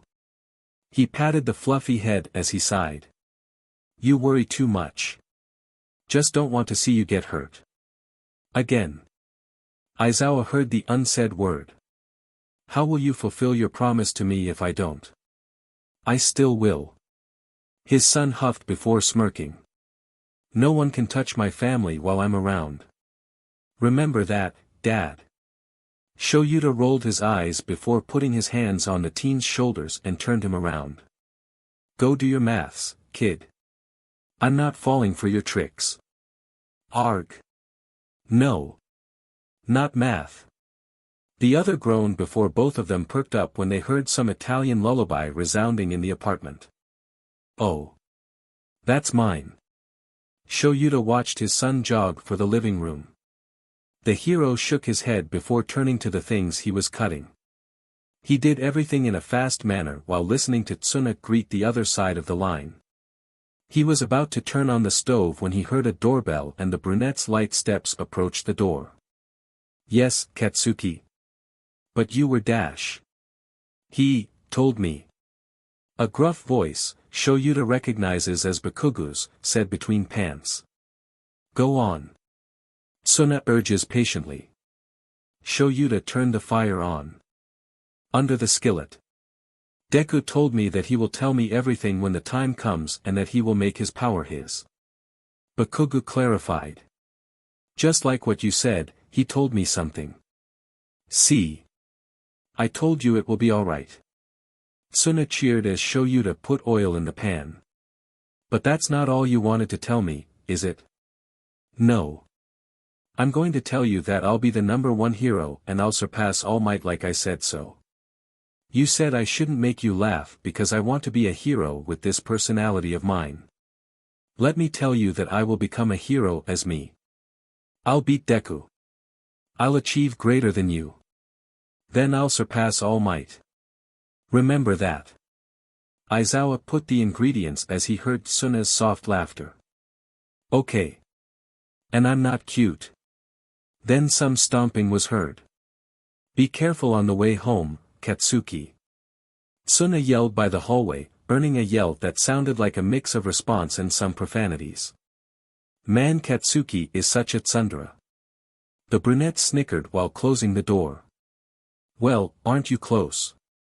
He can't help commenting while mixing the ingredients.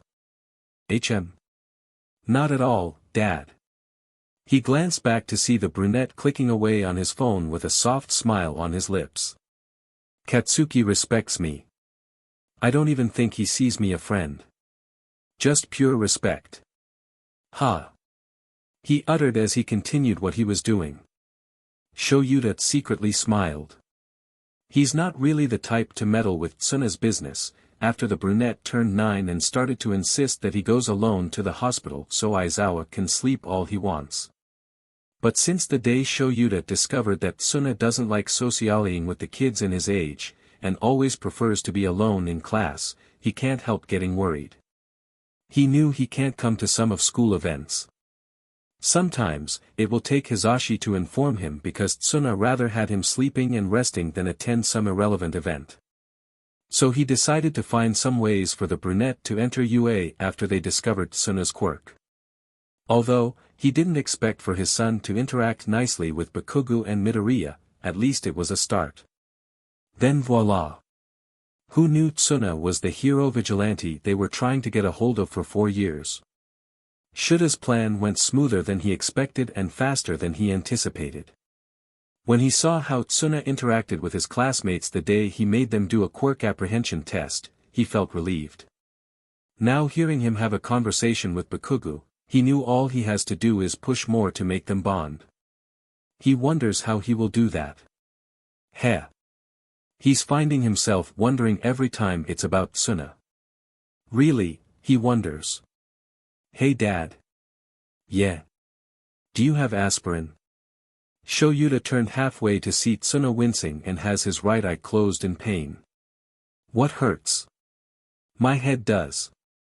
The teen answered. I feel like something bad will happen later or tomorrow. Like years ago? He queried, turning off the stove to get the aspirin he keeps in the kitchen. Yeah. Like years ago. Tsuna sighed, taking his usual seat at the dining table. The hero suddenly remembered that night Tsuna vowed to protect him once he's able. That night, before he went to work, Tsuna was having a headache that was unusual for a child at his age. Well, except if he was getting sick and nauseous. But Tsuna denied everything he asked about some hidden symptoms. All the child warned him that time is to be careful. The worry, anxiousness, and protective gaze that kept on haunting him even after he left the house were evident that he promised to Tsuna that he'll be careful. He couldn't keep his promise, eventually. While on duty, he encountered a villain and got injured greatly before he was able to subdue the latter with some backup's help. It was seriously his fault, coming home when he should have taken his fellow hero's advices to go to the hospital. Maybe due to exhaustion that he forgot he has a 8 years old in his home, distressed for his safety. He remembered staggering inside the apartment and staring down to a worried brunette whose eyes were warm orange instead of usual caramel. He remembered how those tears formed and how they fell, breaking his heart in million pieces before he can even utter a string of apology for shocking Tsuna that way. He remembered those small hands clutching his bloody shirt with strong grips, dirtying themselves in the process as he hugged the child to his heart. What hurts the most was the fact that it was his first time seeing Tsuna cry. He honestly felt like a chastised child after though. Tsuna was the one who stitched the long gashes and bandaged them with steady hands. The cold treatment, serious atmosphere and awkward silence were so uncomfortable. But he was truly amazed at how precise the brunette's work was. Tsuna did forgive him. Well, after sleeping beside him and taking care of him. Once I get older and grow more, I'll be your back's protector. Orange eyes stared at him with sincerity. Wherever you are, I'll come to you. I'll be there to save you before they can even take you away from me. Okay, Shoyuta. You're my family, and no one will take my family from me. If Aizawa was just a normal human by then, he won't really take those words seriously. But with how Tsuna worded them and how his tone sounded so determined, confident and honest. So honest that he could only stare in awe and nod in understanding. He just knew that Tsuna will keep his promise by then. Since then, he never doubted his son's headaches. The painful it is, the greater the disaster. Here. He offered the aspirin he found and the glass of water he prepared. How bad is it? A little mild. The brunette answered before putting the med inside his mouth and gulping the water. It's like there's this brewing storm. Like someone is planning something. All right. He stated. I'll keep that in mind. Tell me if it gets worse, all right? He got rewarded with bright smile. Yes, sir. He smiled back. Shoyuta doesn't remember how bad it was. No. He doesn't remember seeing Tsuna this angry. Those molten amber look murderous and powerful. With how his aura flared dangerously, accompanied with his flames that flickers with higher and higher intensity. Tsuna looks so different from the cheery child he remembered raising. This is another version of Tsuna he doesn't know. Who died and gave you a bullshit permission to touch my family? Tsuna said coldly, voice dripping with demand. Aizawa smiled. Well, good luck to those who pissed his son. Tsuna tried to concentrate on his music. His head is pounding a little since yesterday. It's like something he doesn't like will happen. That, and he feels irritable to the point that he sounded like he's having this attitude. Well, that's what intuition-induced headache does to him. Sighing, he made his way through the reporters that had been camping outside the academy's gate to get some scoop. Every morning, they'll be there, asking about heroes and mainly All Might who became a teacher. It can't be helped. They're surprised that the symbol of peace decided to bestow his heroic wisdom to the young generations. Tsuna was nearing the entrance when a mic got almost shoved on his mouth. He looked to the side to see who the reporter was. A female in formal attire. Can you give us some insights about how All Might teaches? The woman questioned. He put a hand on the mic to lower it and smiled at the woman, albeit coldly, in the reporter's eyes. Before you ask those questions, try checking your manners first, Mississippi. You're being rude. Good day. Nice one. Zero praised while walking beside him. That chick had been on it since a while ago. It's getting annoying. I hope she stops then. He shrugged. But the way you politely told her off was cool. Jairu pointed out before slowly getting shy. Not that. You know. Tsuna smiled for a bit, head throbbing. I get it. Thanks though. You're pretty awesome, Sawada. Zero beamed. I mean, I've seen you do things for the past 2 days, and you're just so laid back. True.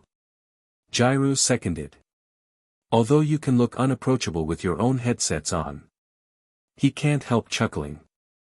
You can approach me anytime. I don't mind. Just tap me on the shoulder or stand on the side of my table, I'll immediately notice you. The music is just there to keep me company. Although I'm not really the conversationalist type. We figured. Jairu gave a small amused smile. You're the type to listen. If that hot-headed classmate of ours can talk to you, we know we can too. Thank you, Sawada. He waved off a hand as they entered their room. You can call me Tsuna. I'm not in for formalities these days. Zero nodded while Jairu blushed a little before he waved them ladder and went for his seat. The moment he sat down, he put his arms on the table and cushioned his head with them. He closed his eyes in pain. Tsuna. Caramel eyes peered to see who's calling him. Are you alright? You're frowning. Midoriya asked him, a little shy but worried. He gave a small smile of assurance. I'm fine. Just a headache. I have aspirin if you want. The greenet offered. We need a cup though, for your water. I can swallow it dry. He said, sitting up.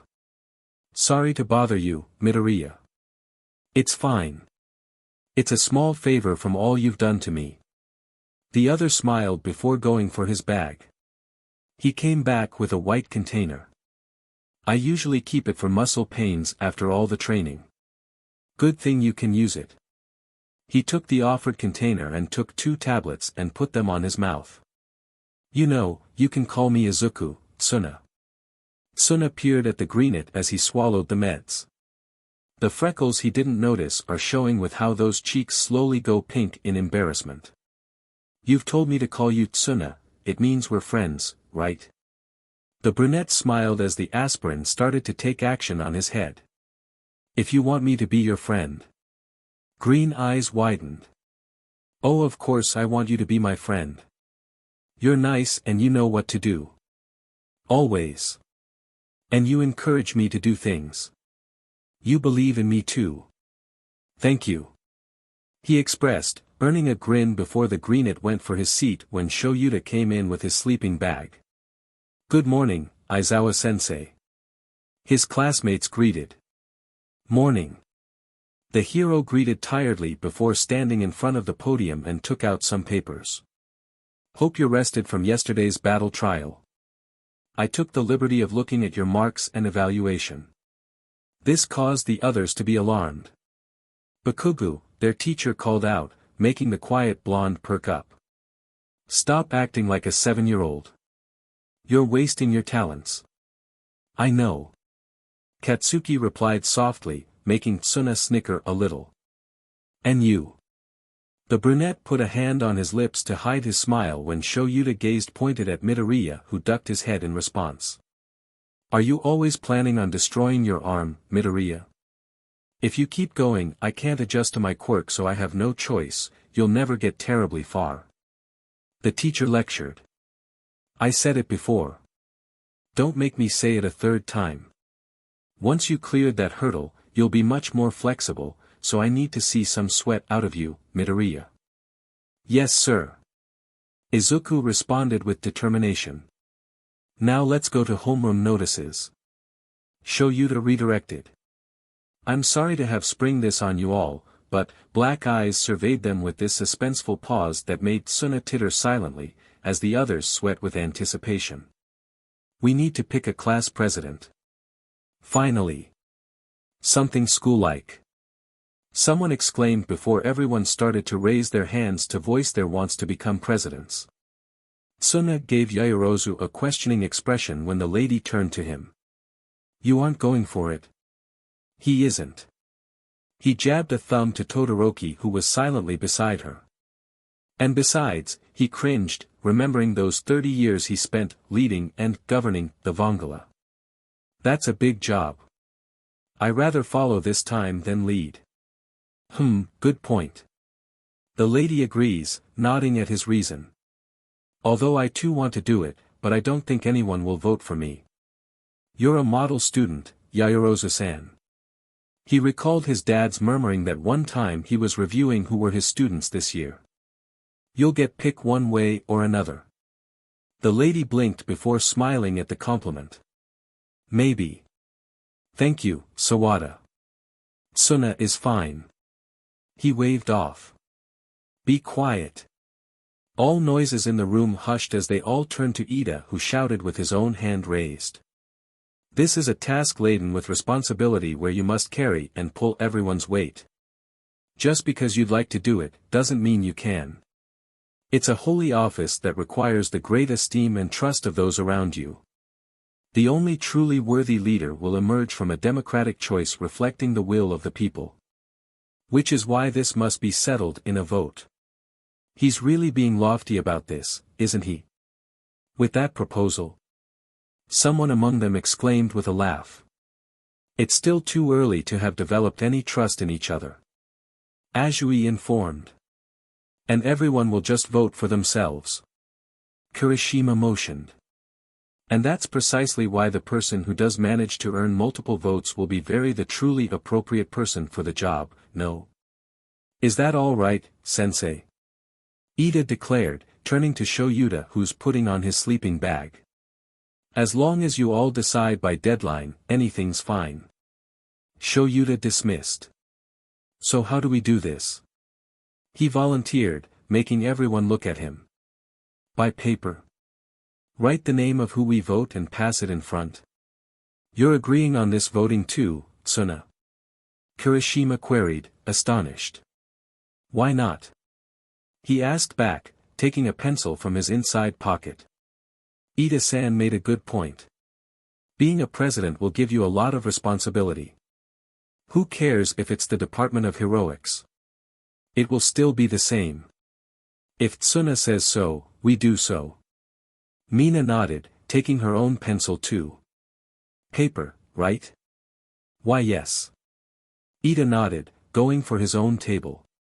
Everyone did the same. Guys? He called out as he thought of who to vote. Should I remind you not to vote wisely? His classmates chuckled at his joke. After voting, Tsuna got tasked on reading the votes out loud while Ida wrote the votes.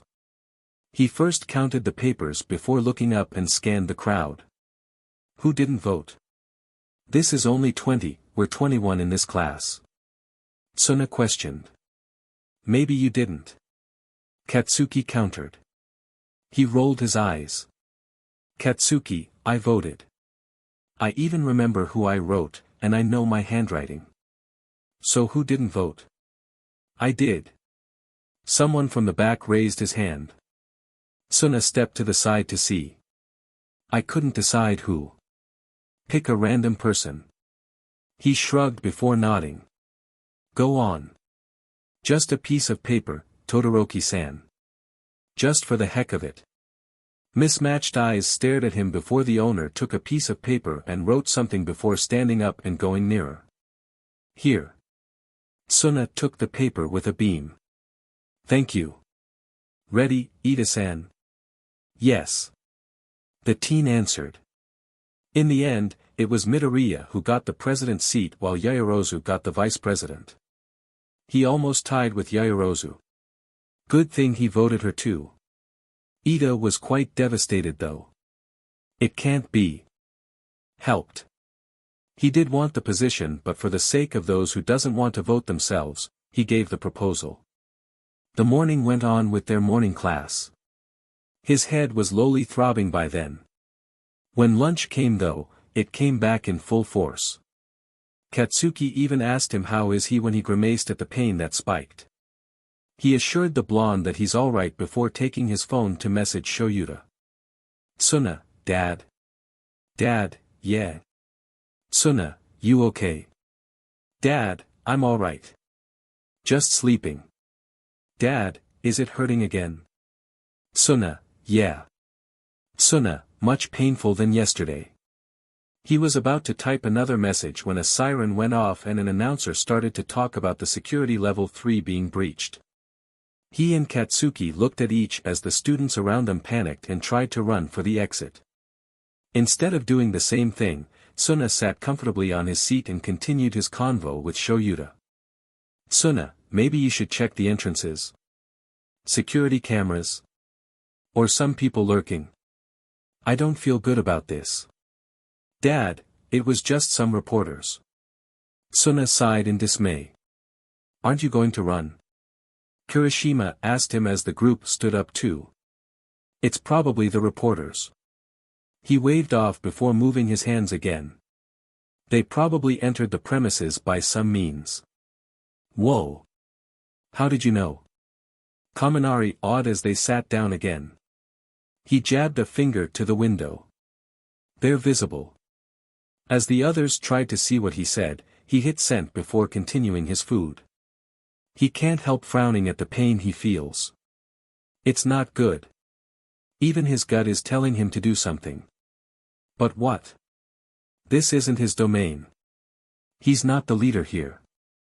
It won't do if he moves now and get caught. They'll think of him as a spy or something and put his dad and uncle into trouble. Tsuna, enemies can camouflage. I learned that from the TV. If I can act like a normal civilian in the public, how much more if they can disguise themselves as reporters? They were able to breach the security level 3, it means they destroyed even the highest barricade. Dad, I'll tell Nizu to check. Dad, you owe me my sleep. Tsuna, thanks, Dad. Keep safe. Dad, you too. At the end of the day, Ito was hailed the president of the class after the stunt he pulled for the students to calm down under the false alarm. Kirishima, Katsuki and Kaminari stared at him in wonder after it was confirmed that it was the reporters who got inside. The police even had to do some response to make the media retreat. Tsuna didn't immediately go home and went for level 3 security gates to check. He doesn't really have a good feeling about it, especially how his intuition kicks him to investigate, at least. The teachers were there, especially Nizu. He bowed to them before eyeing the irons that looked destroyed. They looked like they got disintegrated. The 4 layers weren't crushed at the same time. There was no debris, just some small rubles piled on the side. He crouched down to see how the rubles were formed. They're a mix of dust and some small stones. It's like how Hayato's flames work. Were the other gates the same? He asked to Cementos, his modern literature teacher. Yes. All were turned into something like that. The hero nodded. What are you doing here? You should be on your way home. Some hero with red costume questioned. Let him be. Nizu waved off before gazing at him. What do you think, Tsuna? Maybe we should seal them off for now. The brunette sighed. This won't do though. It means someone did get inside the school and got some informations about us. How sure? Tsuna stared at the ruble before looking up to Nizu. 7. He grimaced. 70%. Give or take, the main reason is the one the reporters were asking. You mean dash? He nodded. We all should know why. But there's a 30% that it's not. But being careful won't hurt us, right? He stood up. I'll be going, Nizu-san. Thank you for the insights. The principal expressed. No. You shouldn't be taking my words very seriously. Who knows, I might be wrong. He gave a small smile before bowing. I'll be going. I should warn All Might. Nizu hummed. Wait, Nizu. Vlad King said. Why did you believe that student's speculation? He might be wrong. He won't be. He deflected. That child had been right on certain things for 5 years. Do you know him personally? Ectoplasm queried. His other identity, yes. He started to walk forward.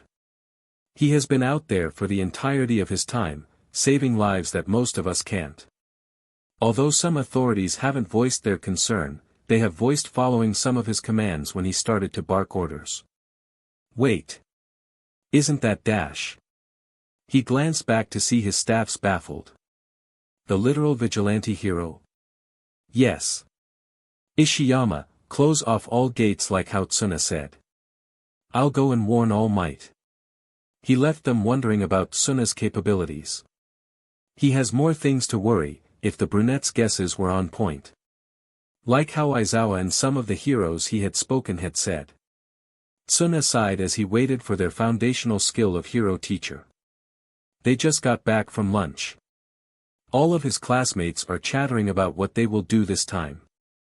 With how quiet Katsuki and Midoriya were, he just hopes they won't get paired up again.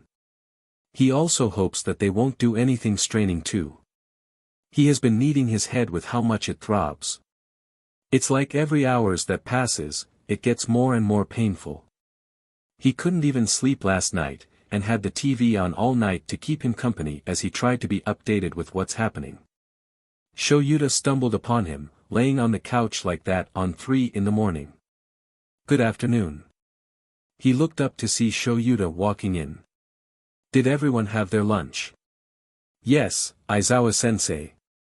Most of them answered. Black eyes surveyed the room, lingering on Tsuna for a sec before continuing. For the foundation skills of heroics we'll study today, it was decided that you'll be supervised by a 3-man team comprising of me, All Might and somebody else. The brunette went alert, realizing that Nizu put All Might as their one of supervisors. He looked ahead to see Izuku, who looked excited. Maybe the greenet is another reason too. Sensei. Shiro called, hand raised to get their teacher's attention. What'll we be doing? Be the hero everyone needs, whether it's a flood or any other disaster. Then Shoyuta showed them a plate with "Rescue" written on it. It's the trial of rescue. Everyone murmured about their topic of the days. Don't get ahead of yourselves. Shoyuta admonished and clicked something on a small remote, causing the container of their costumes by the wall slowly get pulled away from its hiding. As I was saying, this time, it's entirely up to each of you whether or not you wear your costume. Some of your costumes aren't probably adapted to the task at hand, after all. The training area is fairly far away, so we'll get there by bus. That's all. Go get prepared. Tsuna stood up as well as his classmates. Before he got to his packet though, he noticed his dad signing him to come. He did. When he got near, Shoyuta took his right hand and put something in there. A pair of gloves and a container of aspirin. How's the headache? Hisashi told me you were distracted in his class. Shoyuta questioned softly as the others started to go out for the locker rooms. Getting painful each hour passing. He answered truthfully before giving a small smile. I'll be fine. Okay. The gloves were given to me by Power Loader. He already tested those with the highest density flames he got hold of. He even suggested to get Endeavor to do it. But he still wants you to have it a test later. He's rather having fun taking care of your requests. Tsuna chuckled.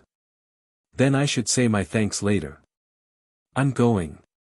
See you later, sensei. Thanks for this. He snickered when Shoyuta huffed before turning away too.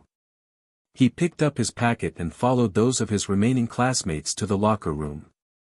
When he was asked what did their teacher told him, he raised the things that were given to him. He was asked what he needed for the aspirin, but he only smiled. They were directed outside of the building, just where the bus was.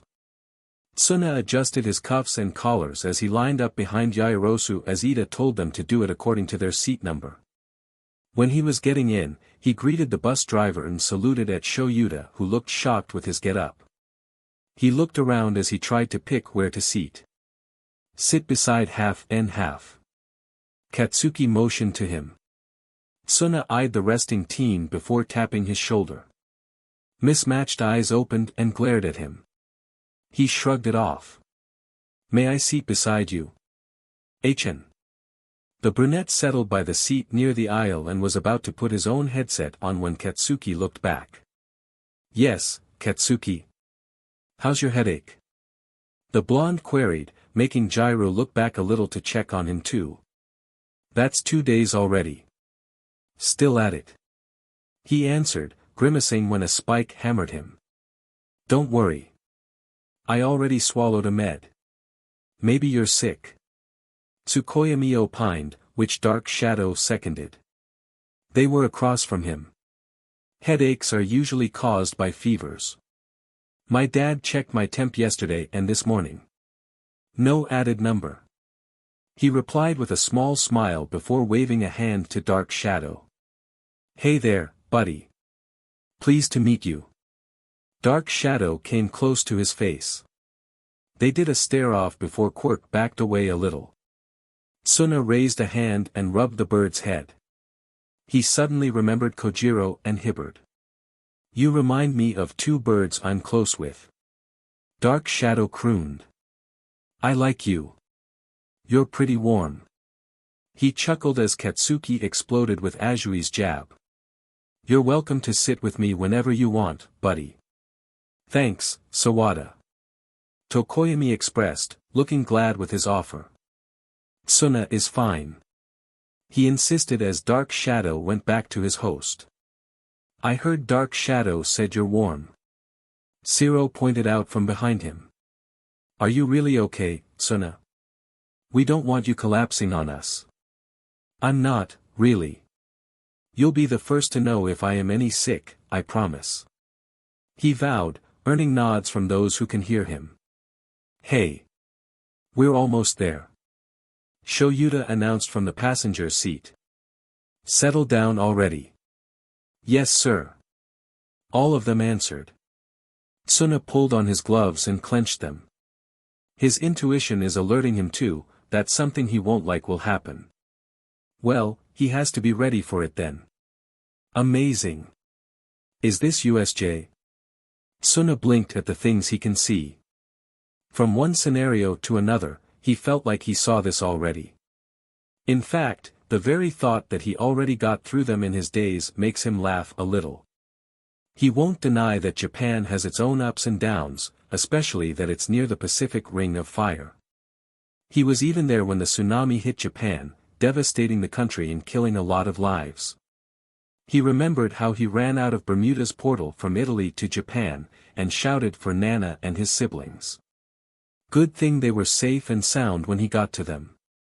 They were quickly evacuated by Lembo and Takeshi at that time, and some of the other residents. But Italy has its own disasters too. He can't remember how many earthquakes happened, floods, tsunamis and other disasters that he had to take actions for the sake of his family. He was always on the run, worrying people here and there. Even if it doesn't concern him, his bleeding heart will always be the death of him. As long as one of his family is there, he'll respond. That's how things work for him. All for the family. Flood wrecks, landslide, fires, etc. etc. The hero in space suit, number 13, starts off, while gesturing to the scenarios behind her. This is a practical training area I created to simulate all kinds of accidents and disasters, and it's called the ultimate space for jams. Oh. His classmates uttered in awe. Hey number 13. Shoyuta called out while walking nearer to his fellow staff. Tsuna looked away as he felt his head started to whisper to him to get ready. He shifted his balance to center, straightening his back, and partly tensed up and relaxed. Before we begin, just one thing or 2, 3, 4. He turned back to 13 as his classmates' sweat dropped. I'm certain you're all already quite aware, but my quirk is called black hole. No matter what material may get sucked into its vortex, I'm afraid it will turn into dust. Now that's a quirk that's perfect for removing wreckage and saving people injured by the disaster. Izuku commented as Uraraka agrees. Don't get excited though. He can't help voicing, causing all of them to turn to him. He remembered that time he incinerated Byakuren with his own dying will flame in the not their future. Regardless of how amazing a quirk is, there's always a bad side to it. One way or another, it will cause harm no matter how harmless it looks. Yes. What Sawada said is true. 13 seconded, causing his classmates to go more somber. My black hole is helpful. It is, however, a power that can easily be used to kill people. And in that way, it's no different from the quirks of everyone here. Naturally, in this society of superhumans, quirks are strictly regulated, and the requirements of their lawful use enforced. We can tell at a glance that is the make-up of this world. That being said, please don't forget that each of you possess a quirk that can go awry. One wrong step is all it takes to be able to kill others accidentally. During Mr. Aizawa's physical test, you of your respective powers potential. And during All Might's trial of battles, I think you took away a true sense of the danger of brandishing those power against one another. This lesson will serve as a fresh start. Let's get to studying about how to wield our quirks for the sake of human lives. Your quirks do not exist to hurt others. 13 cheered to brighten. Tsuna's head snapped to the other side. Just where the center plaza of USJ was situated, behind Shoyuta who was lounging on the railing. He hurriedly went for Shoyuta, who straightened up, as 13 wrapped up his speech about the lesson and his classmates cheered. He had to put a hand on his head as his intuition told him to be ready over and over again. Tsuna. Shoyuta called, confused. Sensei, he pointed a finger to where his intuition is marking. My intuition is telling me that someone is going to come out of there. What? What do you mean? His dad questioned, getting alarmed. It's telling us to get ready. Just then, a tendril of purple mists started to appear out of the spot he's talking about. A shiver went down his spine as the alien in his mind told him what's that. Sensei, villains are intruding. Then a portal suddenly appeared and a hand went out. Everyone! Back away! Tsuna shouted as he pulled away from the railing. Huddle together and don't move. Shoyuta shouted after him, while putting hand to his front.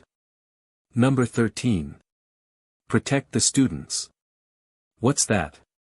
Kirishima questioned, putting a hand over his brows to see what they mean.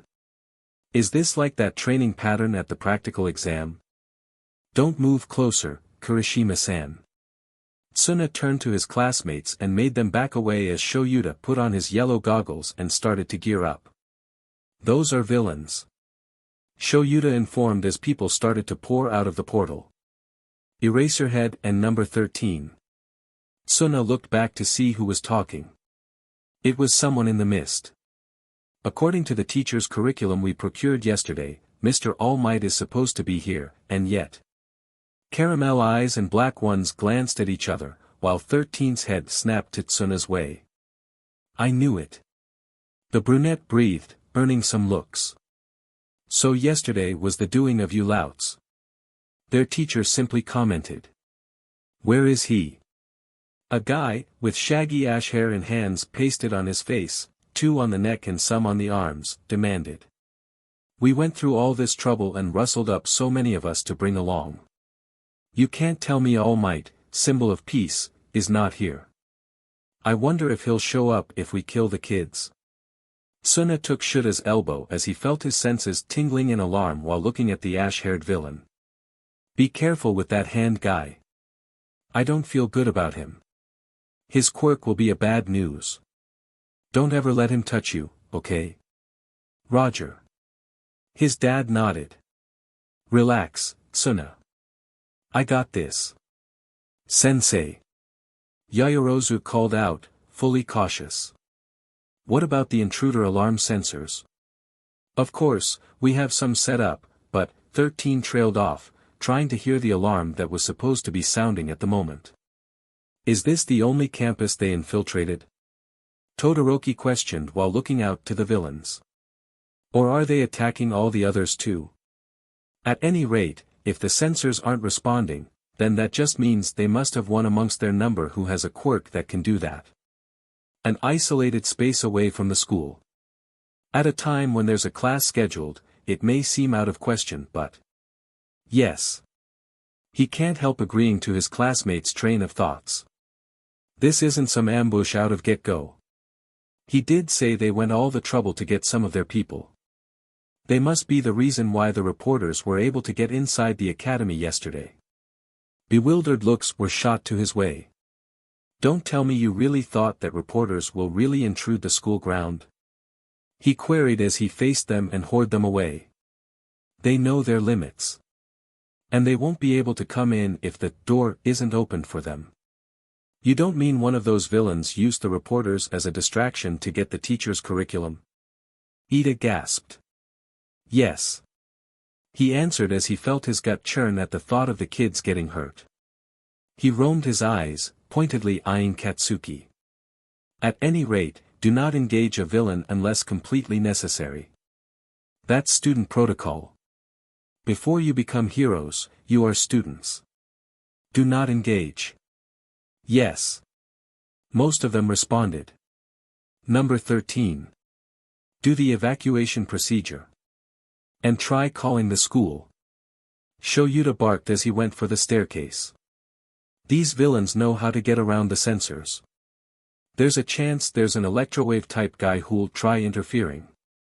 Kaminari, you too. The blonde perked up. Try contacting Yui with your quirk. Sensei. Are you going to fight them alone? Izuku voiced in concern. Even if you suppress all their quirks, there's so many of them. The battle style of Eraserhead is to capture the villain after erasing their quirks. Meaning, the main battle starts now. Midoriya. Shoyuta called, looking back from his shoulder. He eyed the greenette before he looked at the brunette who is frowning also. A hero has more than one trick up their sleeves. Number 13. I'm counting on you. Sensei. Tsuna shouted, stopping his dad from jumping. Don't do something I won't do. I won't. And Eraserhead jumped to fight. Come on. Tsuna shouted, taking Midoriya's back and started to tug the ladder. First one to the door will have an exclusive interview with Aizawa sensei. What the heck? Zero shouted. Everyone. Hurry. 13 shouted. When Tsuna's intuition shouted at him to stop, he relied. Stop running. Ha dash. Just then, the purple mist appeared in front of the group, then a voice resounded. I'm afraid I can't allow that. Then a head, looked like a head, separated from the mist. Greetings, we are the Villain Alliance. They went full alert at the bold declaration. I apologize for the presumption, but we took it upon ourselves to enter the Yui Academy, the base of heroes, in order to engage with Mr. All-Might, the symbol of peace. We are wondering if we might be allowed the opportunity to extinguish him, you see. Tsuna gritted his teeth at how the mist talks. How polite. Was Mr. All-Might not meant to be in attendance in this juncture? Perchance, has something been altered? Ah well, setting that aside, the villain spread his mist. This is my role. Tsuna cursed when Katsuki and Kirishima moved. SHT. Don't. We could have just scattered and went for the door, DMN it. It's no use. Just run. Run, you two. 13 instructed the two. But it was too late. The next moment, Tsuna found himself landing on the ground. He looked up to see where he is. It looks like he's in the conflagration zone. He breathed a frustrated sigh before he activated his dying will. He looked around to see if he's with anyone, other than the people around him. Since he doesn't have anyone, he glared at the villains in front of him before smirking and let out his own kind of flames. They started to back away before he retracted them. He raised his fist, moved his neck from side to side to make them crack before nodding. "Come dance with me," he challenged. So alright folks, that's all for today. Stay tuned for part 3. Do subscribe, like and share for more such videos. Also check out the story and author BoyishBlue on FANFICTIONnet. Press the bell icon to be notified first on release. See you in the next video. Till then, goodbye.